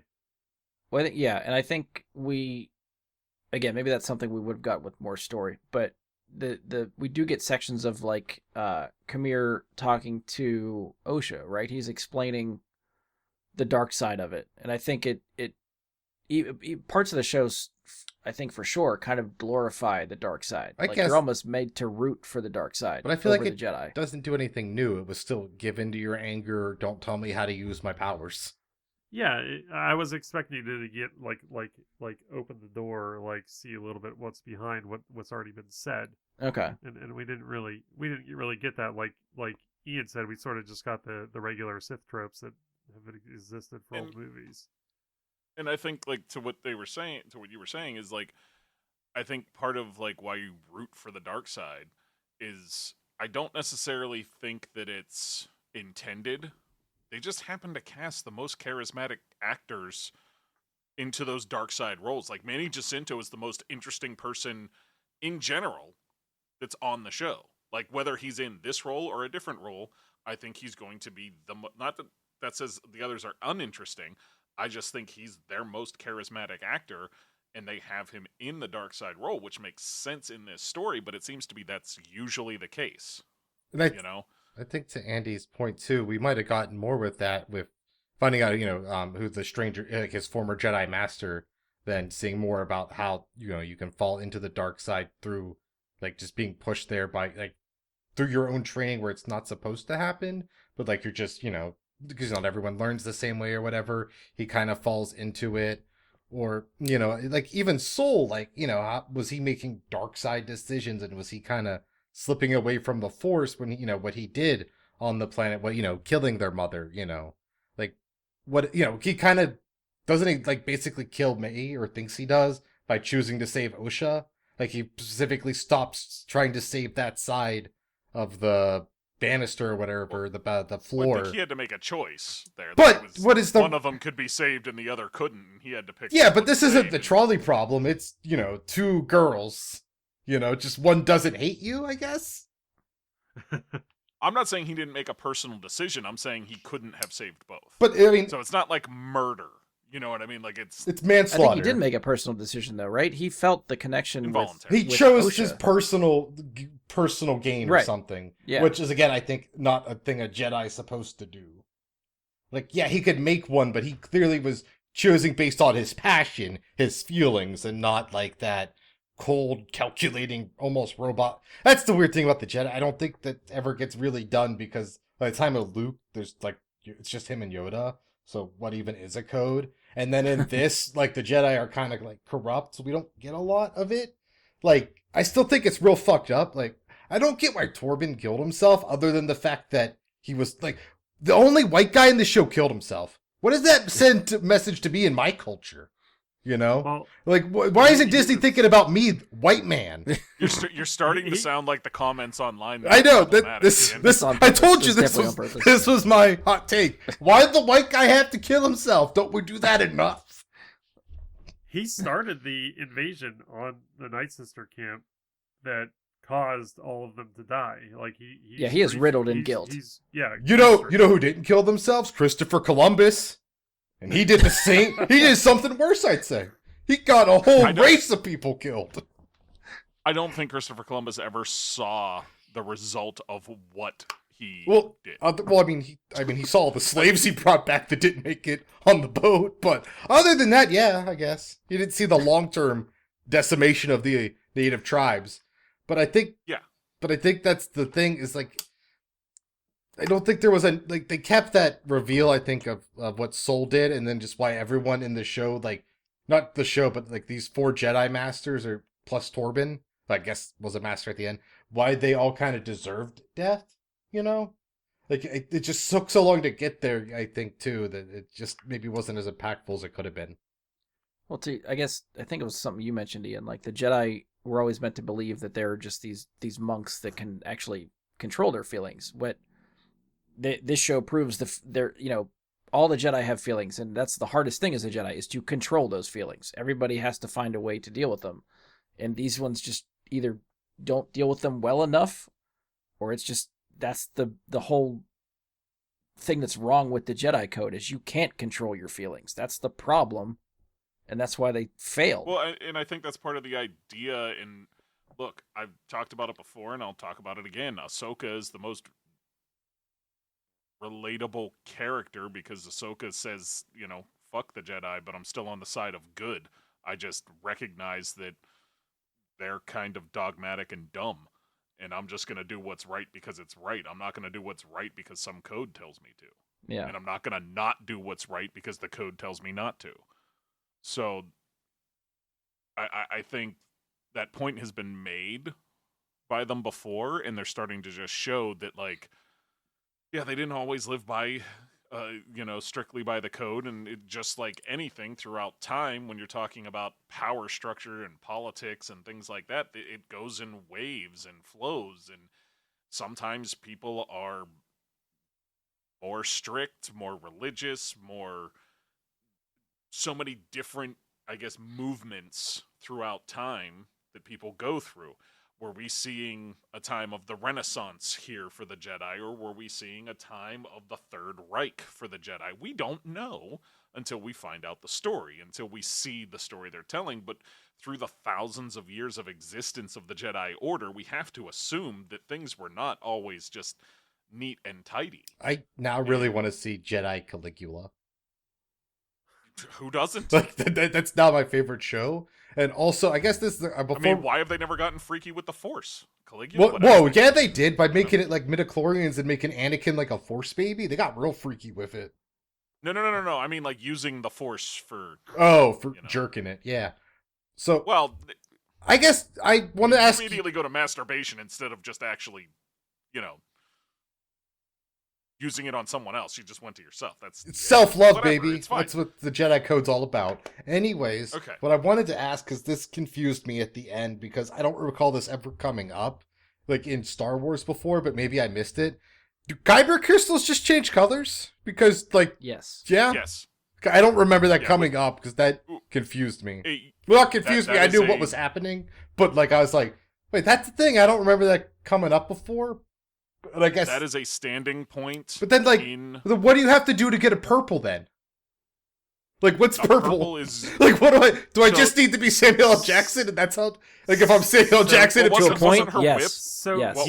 he did I know he digs into the dark side, and I think that gives him the tint. Yes, like the tint that's of red to the blue. Is it Vapad, right? So then, isn't that so if we know this, then art? Shouldn't we just start like?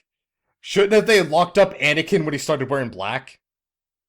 Like, if we're good, No. if we know that like they turn lightsabers red and they wear black, The crystal turns red through murder.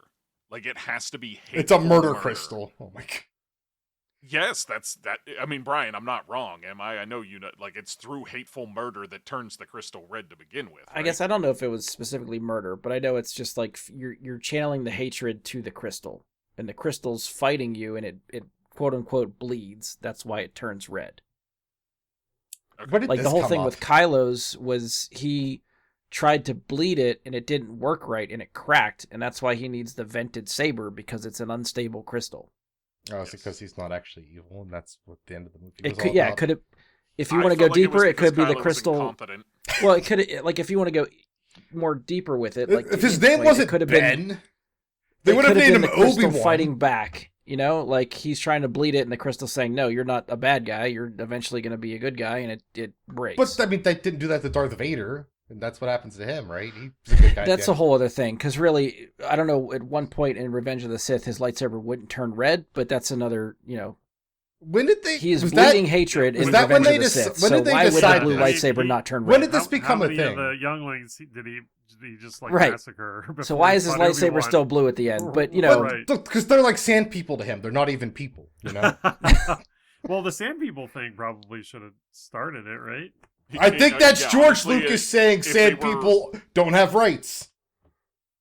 I think George Lucas was saying Samuel L. Jackson said nobody else could have a purple saber, so we couldn't start to turn Anakin's purple as he started turning toward the But dark then again, side. like, you put him in jail. Like, straight to jail for that, you know? Like, They don't know he did it. no, but I mean, if he had a purple saber afterwards, you'd be like, oh, you go to prison.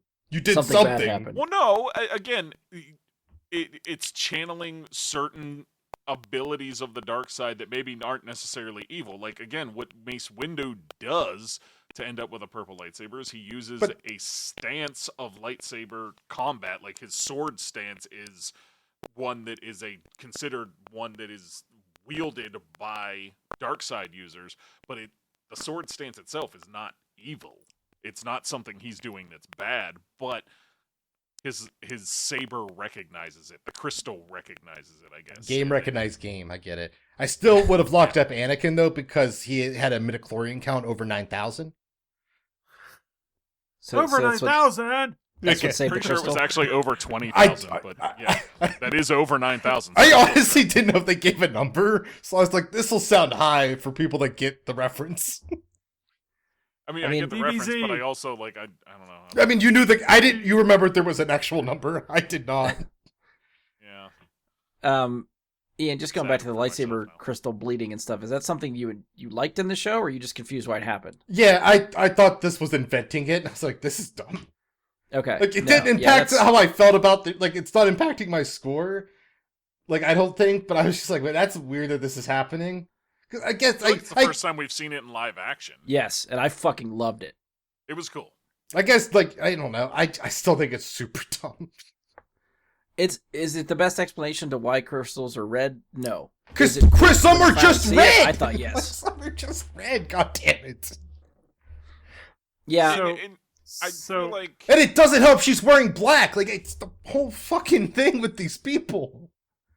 And, like, I know, they're literally wearing white and I black was- yin and yang shit, but, like, I come was gonna on. say, I feel like there's something in the old Legends content where you could add, like, I feel like they changed something at some point because I feel like I remember reading about them going and seeking out red crystals on, like, Korriban. I mean, I did that on Kotar.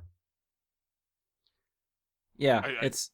That's- I don't know if that's just an addition to, hey, you could find red crystals if you want to, or if you're a Jedi and you start with blue and you eventually turn, it's just gonna turn. Can I turn a red into a Well, blue? you know what? That's a good point. I don't You think so. probably I think can once turn it's it- done, that's it. I can't just put, like, a tampon in it? No, oh god, no. There's no lightsaber So- crystal tampons in Star Wars. Thank you. So do the Jedi attune to their own crystal? It's kind of like the wands in Harry Potter, right? I think the crystal kind of chooses you too. Right. So that's not her lightsaber. So why does it crack if she's the one that wields it? That's what I'm confused. I think that goes into the whole how Star Wars is real big into fate and destiny kind of thing, where like eventually it was going to become hers because the Force. I think it gets into the whole: do we actually have free will under the Force, and is the Force actually like the the god of the universe and is an uncaring god that doesn't but it just needs balance at the end of the day. Well, I mean, and isn't that part of like the Anakin was always good thing is because his saber never turned red, and he had to go and get I'm trying to remember how Vader wound up with a red crystal. I'm sure there's Didn't lore become- somewhere that says he bled his I crystal. guess back to it, like Well, when no, did they I establish actually that was a remember- thing? That I want to say Clone Wars at some point. Like the TV show, right? Yeah. Okay. But what I wanted to say about Vader was I believe that it happens in the whole comic book line That sounds with Dr. familiar. Aphra. Yeah. I believe that's when he turns his crystal red is hunting down the Jedi.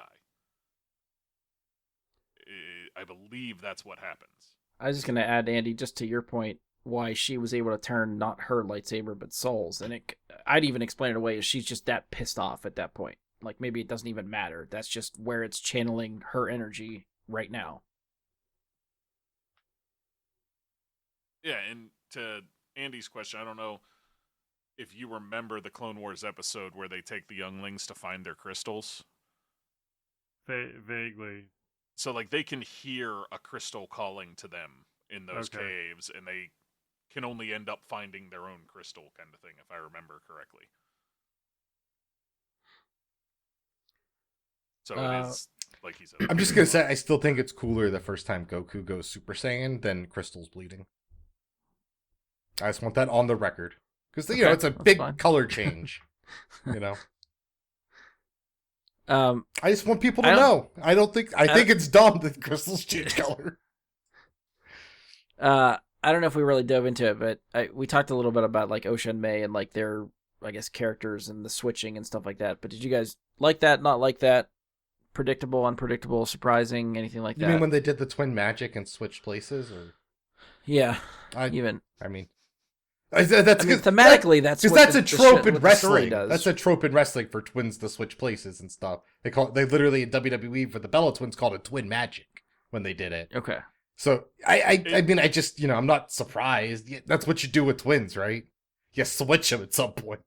Well, it's not just that. Like, right, their arcs change. Like Andy said, they switched the yin and the yang. But did they actually arcs change? Because all May ever cared about was her sister. Right, but she goes from vengeance to... Well, that's because her sister's alive, though. Yeah. Right. I don't think that's... I think she almost stays on the same path, but I get what you're saying. I don't think she changes. I think just Osha does. I think May, it's the same. It's like, she's not on the side of good or evil. She's on the side of what's best in my sister's interest, almost. Okay. All right. I can see that. But she does change because she finds out Osha's alive. Yes. Yeah, but I guess the switch that flips. Yeah. I guess for me, it's just more the fact that it's caused by the same thing it's the same constant as the sister, and just rather than she changed because of something else, I guess. But I know I'm doing a very bad job of explaining it because I don't know how to put it into words. I still really liked Osha's arc too, like going from I think I got this under control, I'm just here to help, to I've been lied to my entire life and now I'm over it. And he did a really bad job of explaining why he killed their mom. Like, I feel like I could have came up with something better, like just the reason. So at the moment that Saul actually kills their mother, there's a moment in there where it looks like she's going to either disappear or transport or do something to May. And is that what triggered him to be like, oh no, something's happening to the child, I need to save the child, and he goes after the mother? Yeah, I mean, that's what yeah. I didn't like that part of Soul's story. I feel like that was very much out of character for him to just murder her in that instant. I get everything up until then he wants to protect the children. He says that over and over and over again. Yeah, but why would she be hurting the child? He doesn't know that. He sees something he doesn't understand and he just reacts on instinct. Stop the weird thing from happening. That's the most human thing that happened in the show. That's something weird. I gotta kill it. Like, that is the most human thing ever. I don't know, even from a viewer, I don't know what the mother is doing at that point. Is she going to disintegrate May into nothing, supposedly what maybe she came from, or is she just trying to teleport her away? In that moment, I still have no idea. And at his point, I think she loves her child. I don't think she would do that. Which would logically, yeah, maybe she's just trying to take her away. But the way that character was played, there was no Soul doesn't know doubt that in my mind that she loved that child and would not hurt it. But Soul doesn't know that. They made that very clear. Soul, I don't think knows that because he didn't see all that.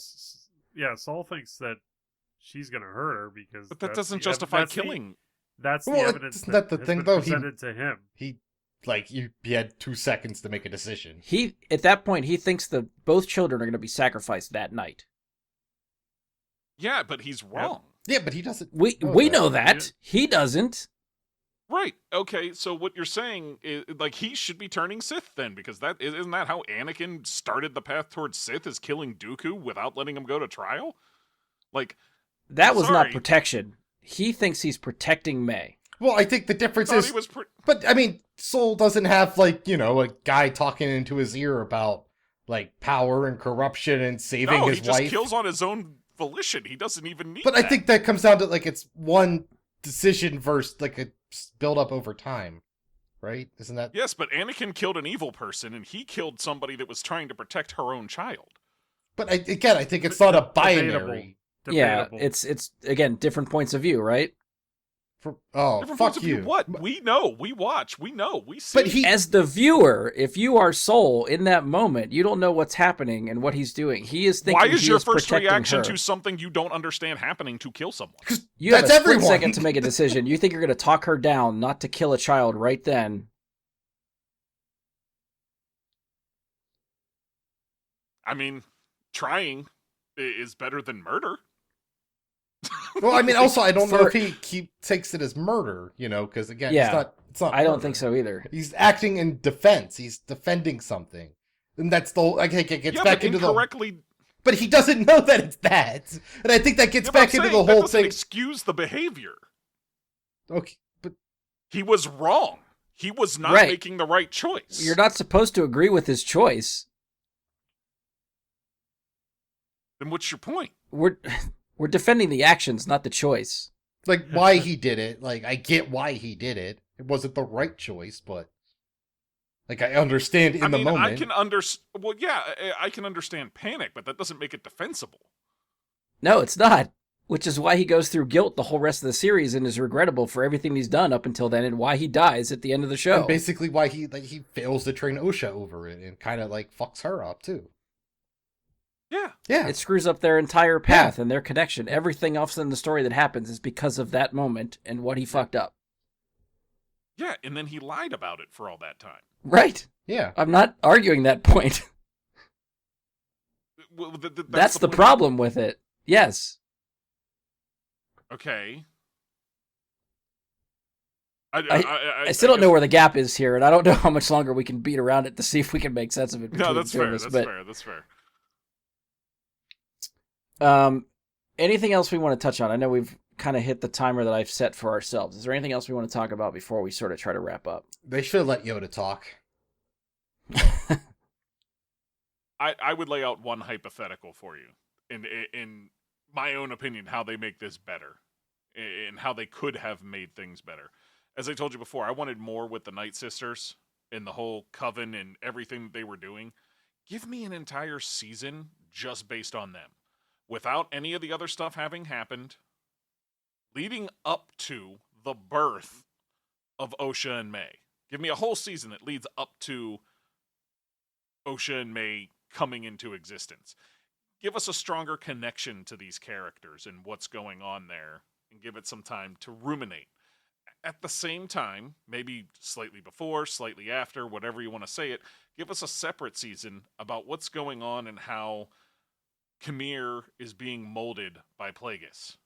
Okay? Separate from everything else that's going on, give us that story. What's going on with them behind the scenes, and how are they planning to deal with it? And then tie them together in either a movie or a show. The problem there is I have to pitch to Kathleen Kennedy, so I need 3 seasons to get to the season I actually wanted to pitch you. You know? Like, assuming this was the pitch, this show, like, you're saying I needed 3 seasons to get there. Anyways. That's what they're doing anyways, isn't it? Well, what they're getting what to, they though, were is going Yoda and Plagueis. Like, they're getting there in 1 season, they get there. But I think with what you're pitching, I got 3 seasons to get to the season before I get to Yoda. I don't understand why we need Yoda, though. Because I know he exists, but I don't know why we, like... Because he sells, baby. I get that he sells, but I mean, this is another battle that we know the outcome of. They both survive. This is just like the battle with Sidious. We know they both survive because we've seen them in content from the future. I don't... Yeah, but I mean, we did. You're- I guess, but we didn't know that in like episode 6, right? Well, we're assuming that Plagueis and Yes, we Yoda did. fight. Is that what you're getting at? I guess that's what Ian was getting at. We get to Yoda and Plagueis. No, we just get. I mean, I just assume. I don't know what Yoda's gonna do, but we just need Yoda in the show because he makes I thought money. you were getting to the point where like Yoda is going to fight Plagueis. I mean, probably that's. I'm assuming where they were gonna end up, and something happens. right? And like what I was saying is like it's another fight between 2 super powerful beings that they're both just going to survive because, I think And I guess in my Sidious- mind they would never. I guess I wouldn't see the two of them fighting. I don't think that's something that I would think would happen. That's just Maybe me not. I guessing. think you could have a cool thing too, where I guess I'm not. Well, the 100 lore is that Sidious kills Plagueis, right? Yeah, I mean, right. That's yeah, I where was we gonna get say, to. That's that's the right. lore. We know how Plagueis dies. Right. So him fighting Yoda is like, all right, so they're both going to walk away from this. So I don't know why. I guess I wouldn't think they would go that route, or if they did, it would just be for making a cool scene for the sake of making a cool scene. Like I'm trying to Which remember, I'm Mike. not You read against. the Plagueis book, right? Uh-huh. I know it's been a really long time for me. Does Plagueis ever actually fight in that book? I just remember him basically being a scientist and trying to figure the shit out that he's trying to figure out. Well, I He don't doesn't think there's a. seem like he would be a fighting Sith. I think Well, he's no, I more mean, of a he has- scientist of a Sith than He has like any type of immense fighter. control of the dark side, but they don't really put him in plot points to use it in combat in the book, if I remember. I mean, again, 20 plus years since I read it, but Yeah, I always don't saw him remember as, like, him you know, being he's in a- that scenario and just not running away or something. I think he just he was always smarter than everybody else. Like he's the outthinker of the group and is the puppeteer, the scientist trying to figure out to manipulate the But, I mean, Force. he's also the one that trained Sidious, Right. but both in the Force and in combat. So he has to have a pretty strong grasp on it, I would think. Okay. Fair. But I don't know. Like I guess the point I was making with like the suggestion I made is that like if we're gonna use 3 seasons to get there anyways, which is what I was assuming their arc was a 3-season arc here, I think they could have done it in a different way to make it more interesting Okay. and had it perform better as well as a whole story. Okay. Ian, anything else you want to touch on that we didn't talk about? I wish they would have explained why the tracker decided to tear apart Soul's ship at the end. I didn't. Oh yeah, we didn't talk about Basil. Yeah. That was the name, right? Yeah. Little short guy. Yeah. Basil. Yeah, there was no explanation for that. I wasn't sure why. I don't know if he could smell that he. I don't know. I don't fucking know. I think he's I don't know. I guess the way I interpret it is he's figuring out that Saul might not be as genuine as he'd like to be. Like I almost felt like Saul was going to kill May, right? And I think he figured, wait, this isn't very Jedi-like. I gotta fucking stop this guy. How did he fucking know? He's just Like- walking around. How does he know that's what's happening? He's Or meant to he, be force like, sensitive, right? I don't He's fucking done know. I that. thought he just smelled really good. Yeah, I took Yeah. it as he's just a sniffer. They literally call him the tracker at one point. Like they don't even humanize him when they do that. I'm not But I saying he feel doesn't. like- Go ahead, Andy. I feel like he can smell that there's something wrong with Saul. Animals can do that. They can Yeah. actually And like sense. Again, why wasn't Anakin in prison if we have these smelling creatures that can smell your corruption? Well, listen. You're wearing black. The smelly thing's saying you're evil. I There's mean, not come a lot of creatures on. on Coruscant. There's no planet of Coruscant. It's just Yeah, I mean buildings. he grew up on Tatooine. There ain't no I mean, let's just face it. That was just a weasel, which is a Pokemon. If you're not aware, they're not on Tatooine. You know what I mean? I assume that it's based somewhat off of like a beaver weasel. Every And, year when you get your checkup need at the water. temple, they smell you to see if you're evil. like the Sorting Hat. Exactly. There's not a lot of Oh. retconning going on here. the Yeah. sniffing butt. I just was curious why he was like, I gotta tear these fucking wires out and then just fucking hoof it. I will say I do want to see a force sensitive one of them in the future wielding a lightsaber. I'm all in. This is how we wanted to see like a Wookiee do a bunch of Jedi flips and shit. Yeah. Mm-hmm. They didn't give me any of that. Yeah, oh, I think I like Wookiee the rage with idea a of lightsaber. I'm all Wookiee- in. That was awesome. I feel like I liked kind of what they did, where like the Wookiee was just stronger than even a normal Wookiee, and was using the Force for brute strength more than flipping around like Yoda, you know. Andy, anything you want to talk about? We didn't talk about yet. So the other thing I was going to ask is who was the figure in the cave looking out at them as they flew away, and you guys all answered that before I even asked the question. Yep, Darth And Bane. That actually pains me more that I was already pained that we weren't getting a season 2, but I'm now more pained that we're not getting a season 2, and I think that actually the ending with May and Osha bumped my rating down by 2, but I think this bumps it up by 1. So. I'll take it. I think you'll get a continuation of Darth Plagueis at some point. It just won't be this. Like there'll be mention of this, but it won't be this. I can take or leave if we get Osha or May, but I feel like the stranger. What was the Jedi Councilwoman's name? Venestra. Venestra and Plagueis. I'm in. Okay. I don't know. I still kind of liked May and Osha's storyline. I thought the actress did very good in dual roles. That all worked for me. She was, the actress was excellent. I just like the story at the end. Just I was like, what? Okay, don't get it. Does it ever don't care? Throw you off once you know that it's one person playing 2 roles and not 2 different twins? No. Okay. Well, I just start thinking about it like when they're on screen together. Like I'm like, oh yeah, that's the stunt double. That's the what I mean. Yeah, I mean those thoughts definitely enter my mind. Yeah. Especially like because I'm looking for the was fight one too. thing- Like when they're fighting each other, that's also when I'm paying more attention to it. Because you're Yeah. like, but then you're also like, well, I guess Keanu's not in all of those. Like a lot of that's the stunt double, but you're not thinking about it as much because like there's at least there's never a guarantee that it's 2 because there's only one Keanu. He's not playing him like 2 characters. You get what I'm saying? The fight scenes between them were probably just both stunt doubles. Like Probably. I'm not going to say that I know that for sure. If they used, like, if she did both sides of that and they just pieced it together, that's incredible. But I doubt they would do that because it'd be really difficult. But the part I was going to say that bothered me about them is when you talked about, like, their whole twin magic thing and she just, like, looks at, like, her hair and just, like, uses the lightsaber to cut the hair off. And then nobody notices for way too long. And I'm like, listen, have you ever burnt hair? Because she just burnt like 50 billion of them all at once.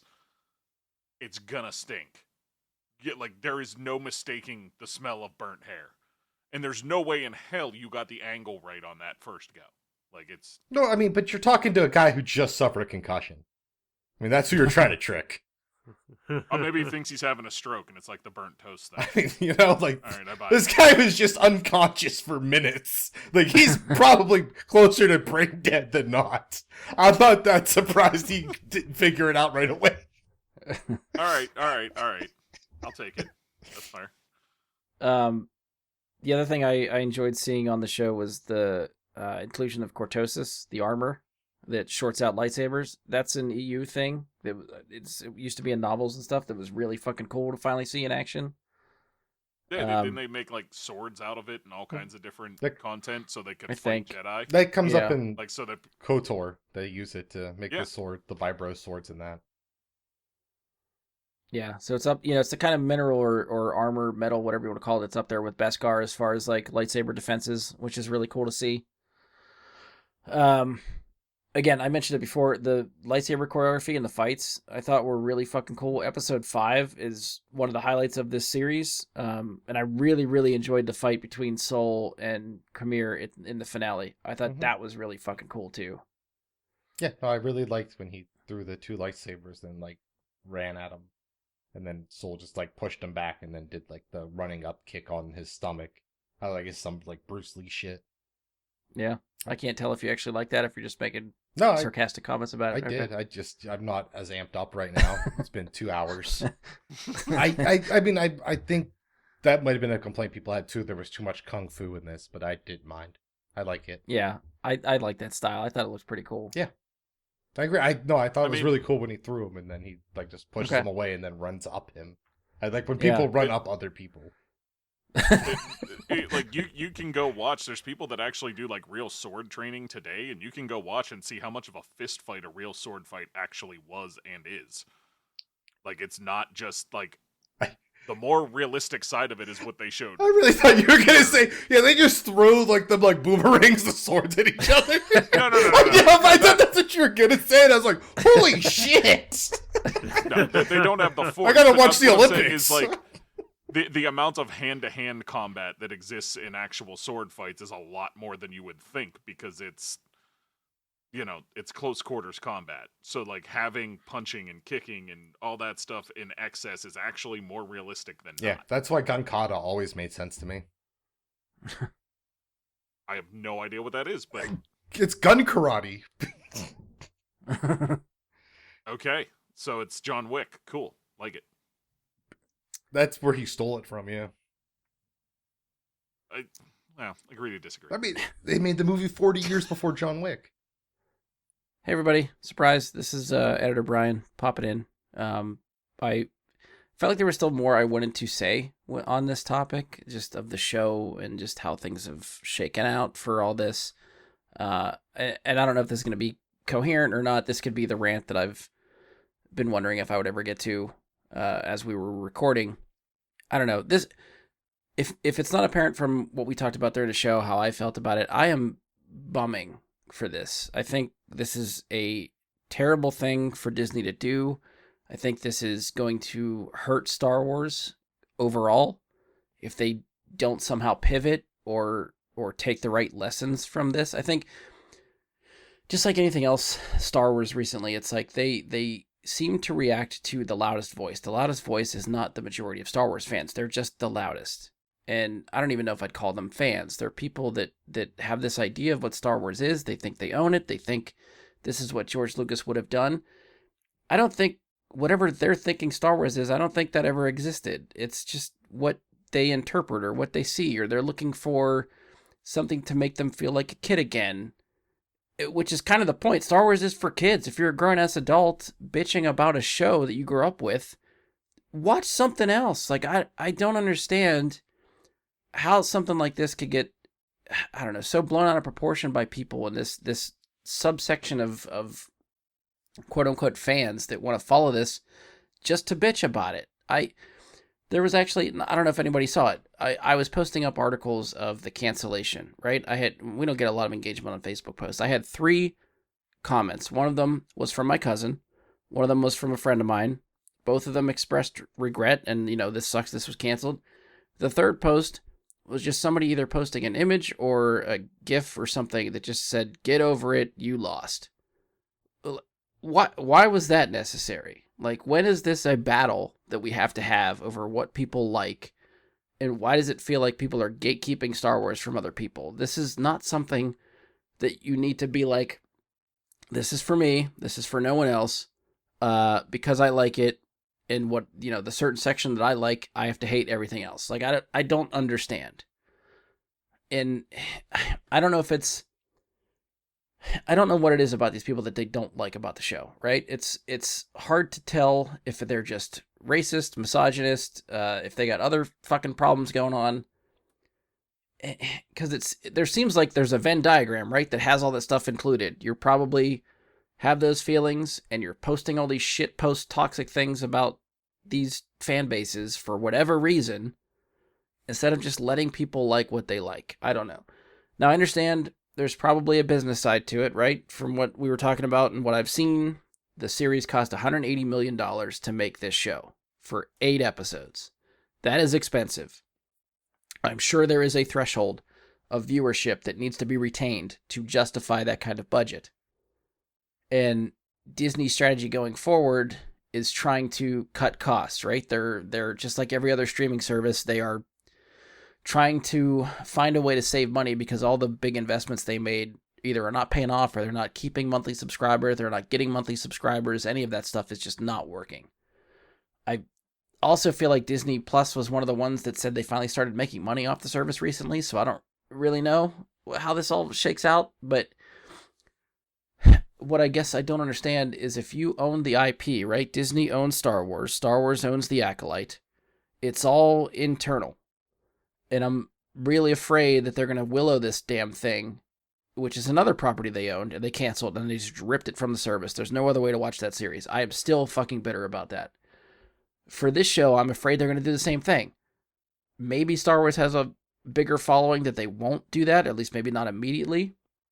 But there is a fear of mine that you will never be able to see or experience this show again because they're just going to decide it's somehow cheaper to pull it off the service, which, again, sort of the point I was getting at, doesn't make sense, right? If they own all the IP, how much does it actually cost them to just leave it there? Let it find an audience. This is definitely generating word of mouth for the series. I thought I'd seen some stuff online, and I don't remember where the sources were coming from, but somebody had a chart up there that over the last couple of days, Acolyte has been getting very good streaming numbers for hours watched, and I don't know, it might have just been hours watched or minutes or something. But it's starting to peak again. Obviously, that's because of the news. Probably people like me trying to, if that's what they're going to look at, numbers for how many hours it was watched, just start watching the crap out of the show. Like, bump those up right now. That's going to be the only message to Disney that says, oh, wait, maybe there's actually people interested in this thing. And we'll see where it goes. I don't know. It's disappointing. My fear is that, maybe not my fear, but I'm going to just pivot a little bit. The actors that are involved in this show, like, again, you have a black female lead, you have a female creative in charge of it, mostly minority cast. Like, these are the people that are starting to get shit on online. The only person I feel like that I haven't seen a lot from is Manny, the guy that played Kamir. Like, I can't think of his last name now. I should have pulled it up while I'm ranting, but I'm up too far into it. I feel like he's been getting overall love and acceptance for what he's done, but I think it was Amandla, the girl that played Osha in May, is just getting harassed online. There's no fucking reason for that. It's the same group that goes after Daisy Ridley. They go after Kelly Marie Tran. They go after Moses Ingram from Obi-Wan. They go after, I don't know, whoever else has been in some of the Star Wars stuff lately that I can't think of off the top of my head. But there's no defense. Like, Disney isn't coming out and saying, hey, don't fucking do that, or trying to combat that in some way that I know of, or at least not publicly, right? That sends a message to these people to just keep doing what they're doing. Like, there's I understand there's no way to, like, govern or like, I don't know, discipline these people. They're going to keep doing it. And the fact that they continually do it, and in this case have quote unquote won, this isn't going to stop, right? Anything that Disney tries to do that veers off their path, it's going to be the same thing. They're going to bitch. They're going to bitch. All of those types of videos are going to be the ones that get views, shares, likes. That's where the engagement goes. And anybody that comes out and tries to be positive about it, all they get are comments from the fucking same group that wants to bitch about it. And then they get kind of pushed out of the way. Or if it was me, I wouldn't want to sit there and take the abuse. I would retreat, right? I think a lot of people would do that. And I'm not saying everybody does that, because I know there's some that have been sticking to their guns and trying to really push that positive message. And I, for the love of God, appreciate that. If you find any type of videos or creators or anybody that does that, please support them, share them, whatever you can do to try to push that message forward. But if Disney kind of pivots from Acolyte and tries to cater to the same audience again, they're going to do safer stuff that is still in the realm of all the crap we've seen before. I don't want to say crap. It's not crap. I love Star Wars. I'm not here to bitch about Star Wars. I'm here to bitch about creative decisions and where they're going, trying to do going forward. It's just irritating to me as someone that's been a lifelong fan. And I've talked about it on other shows, right? We're stuck in this original trilogy era. Everybody wants the nostalgia of original trilogy. No one wants to veer off and do other things. That 5 to 10 year gap before and after original trilogy, that's where we sit right now in Star Wars. That is it. Like, this show finally gave us a different era, some new characters, a different spin, and even a deeper dive into what Star Wars is. Same thing that I feel like The Last Jedi tried to do. Granted, I will admit, first viewing of The Last Jedi, I thought I hated that fucking movie. I thought they did too much different. It fucked with my expectations. It was just really, really upsetting to me. And I was in the same boat. Like, I didn't think Luke Skywalker would act like this, and this is where that character should go.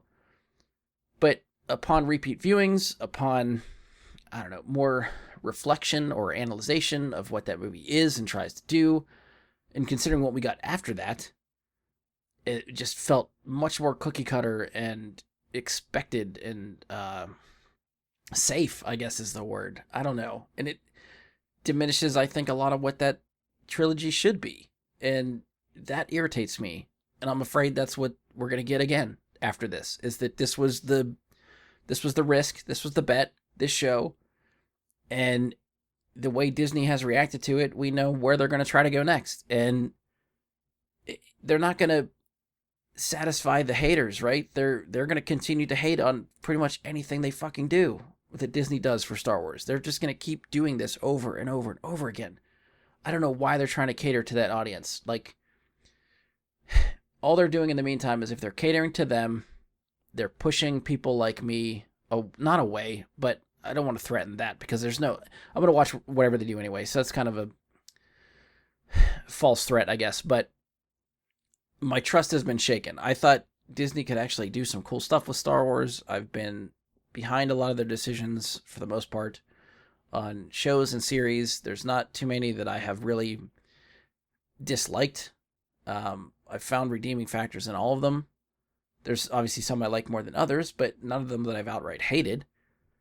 And I think this is going to really hurt any direct creative direction for Star Wars going forward. No one's going to want to touch it. No one that wants to be creative with it will want to give it a shot because this is the support they get, right?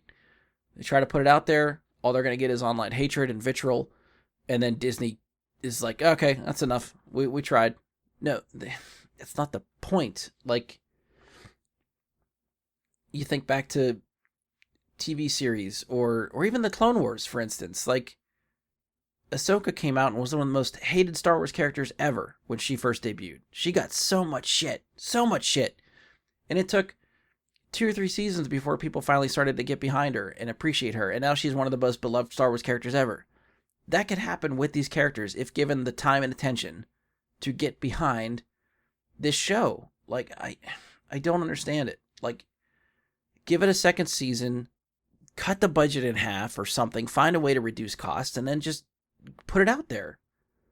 The effects are cool and stuff. The lightsaber fights are fantastic. I can't imagine they're going to be real hard on the budget. Try to keep things a little bit smaller, maybe.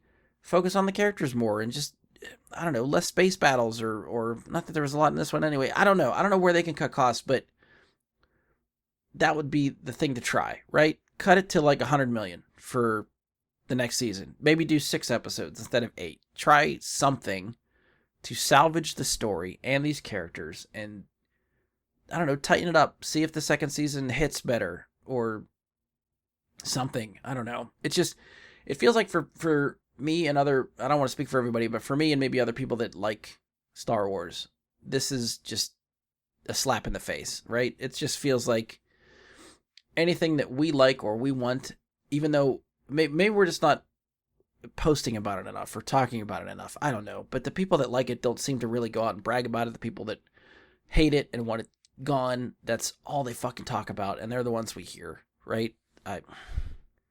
Again, I said it on the show. It's more about not fighting what you hate, saving what you love, right? And I, for the case of this argument, love this show. I've found a couple other online petitions I've tried to sign just to get a signature out there. I've done the Help Disney Plus website request for a TV show to see if I could push for Acolyte Season 2 as many times as I could. I will probably continue to bring this up because it's gonna be something that stings for a while, for sure, for me. And I know, at least judging from the show, maybe I'm in the minority here. Maybe there are actually a lot of people that support or like this show enough. But I think, I don't know, maybe with this argument, we can all kind of look at the bigger picture here and see what this could mean going forward. The trends are not good. Disney's taking a very safe approach for everything right now. and maybe it's because they oversaturated the market themselves between Marvel and Star Wars stuff, that they want to take a step back, release less. But I don't know.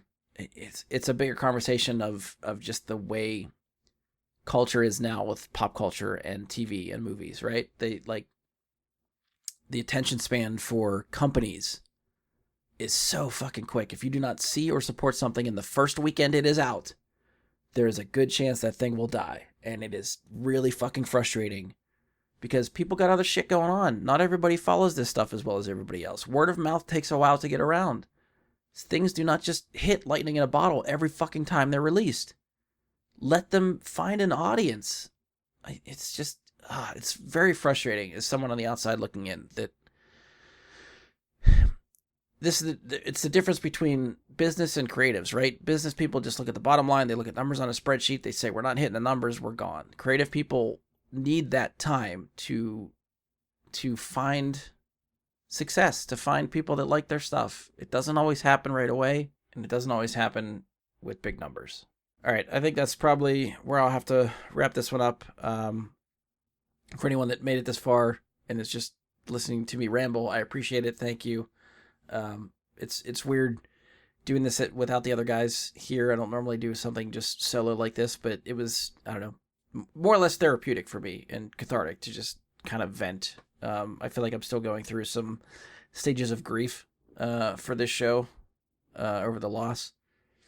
I'm hanging on to a little bit of hope that it's going to find a way to come back. I think this might galvanize some Star Wars fans that actually liked it to maybe push forward a little bit more and see if they can, I don't know, really try to redeem it and bring it back, get it renewed in some form or fashion.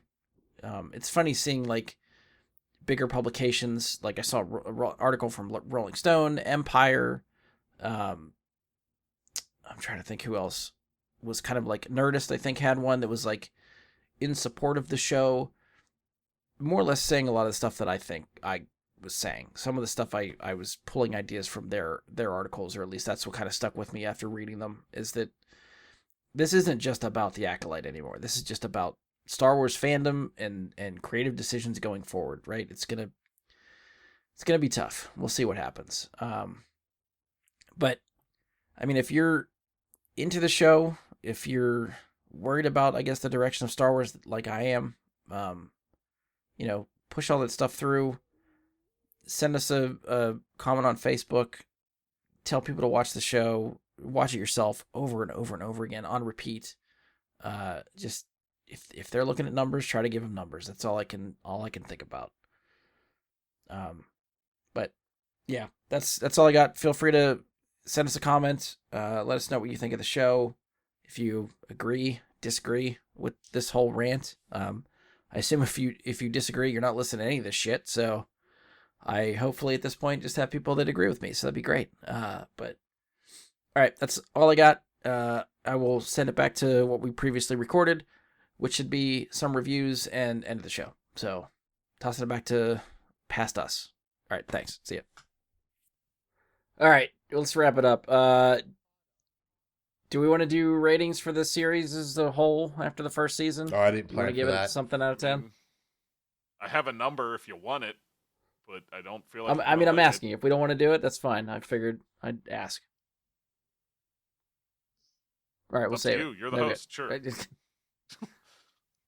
I give it 2 Kyber crystals. Figure that one out.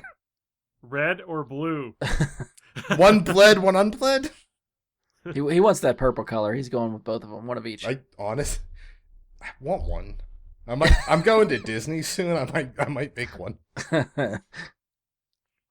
So, how many kyber crystals is it out of? That I'm not telling. You get 2 Kyber crystals. They're worth. This is It might be surprise. 2 out of 2. It might be 2 out of 10. I mean, they're it might be- expensive. You know. I don't know. We're gonna say 2 out of 2. I'm just gonna give it a perfect score from Ian. 2 thumbs. 2 Kyber Okay. crystals. Okay. Up or down? Who knows? I'm not going with the kyber crystal rating. I'll just go with our normal rating. Okay, With 4.5 out of 10. out of 10. Okay. How many basils is that? How many what? Basils. You know what? I'm gonna give it 7 basils. Okay. Damn, you hated Basil. Andy, do you want to give it a rating out of 10? So before the finale, I was going to give it an 8. After the finale, I was going to give it a 6. And now learning about Darth Plagueis, it's a 7. Okay. In my head, like when the stranger's literally doing the mind wipe, he's like 6. Like as the mind wipe happens, and he's just like, "That's a 6 now. It's just, fuck 6." No surprise. I'm coming out higher for this one than everybody else. I'm going 8.5 out of 10 for this. I really liked it. I'm disappointed we're not getting season 2. I'm still holding out for that last little bit of hope that it'll somehow come back around, but I'm more expecting, hey, if you want a continuation of the story, here's Acolyte season 2 in a novel form. No, I it's think if comic they're going to book. continue the story, it's going to be a book. We do comic book. And to be fair, you were the second highest rating. If he was 2 out of 2 Kyber crystals. Yeah. That's true. Yeah, That's so true. we don't know. I'm an enigma. And yeah, I have no idea what 7 Basils is, so but it can have. I feel like 7 out of 7 Basils. Let's go. Perfect score for Mike too. Woo. I mean, this will bring the IMDb up some. Yeah, right. That's what we need. All right, that is it for us. As always, you can find us on Facebook. You can search Bry Guy into Super Friends. Oh, I forgot my whole other spiel in front of that. If you've enjoyed us, please you leave a 5-star rating and review. I totally skipped a paragraph when in my outline here. Give us a share on social media. You can follow or subscribe to the show. We are on Spotify, iTunes, Anchor, Amazon, now on YouTube. Stitcher and Google are no more. They've bit the dust. As always, you can find us on Facebook. Go to facebook.com/BryGuySuperFriends. You can send us questions, comments, topic suggestions, any of that stuff there. Try to send us emails, bryguysuperfriends@gmail.com. I haven't checked it. It's been over probably 2 years. Hit us up on Twitter @BGSuperFriends. That I will see and most likely respond to if I ever decide to kind of check Twitter here and there. We're on Twitch. I am there as Jedi Bry Guy, Jedi with an I, Bry with a Y. If we ever decide to stream a live recording of the show, we will do it there. I have said this for the last probably 6 months. I owe everyone the continuation of BioShock. I will get there eventually. And I think that's it. So on behalf of Andy, Ian, Mike, and myself, thank you for listening, and we'll talk to you next time.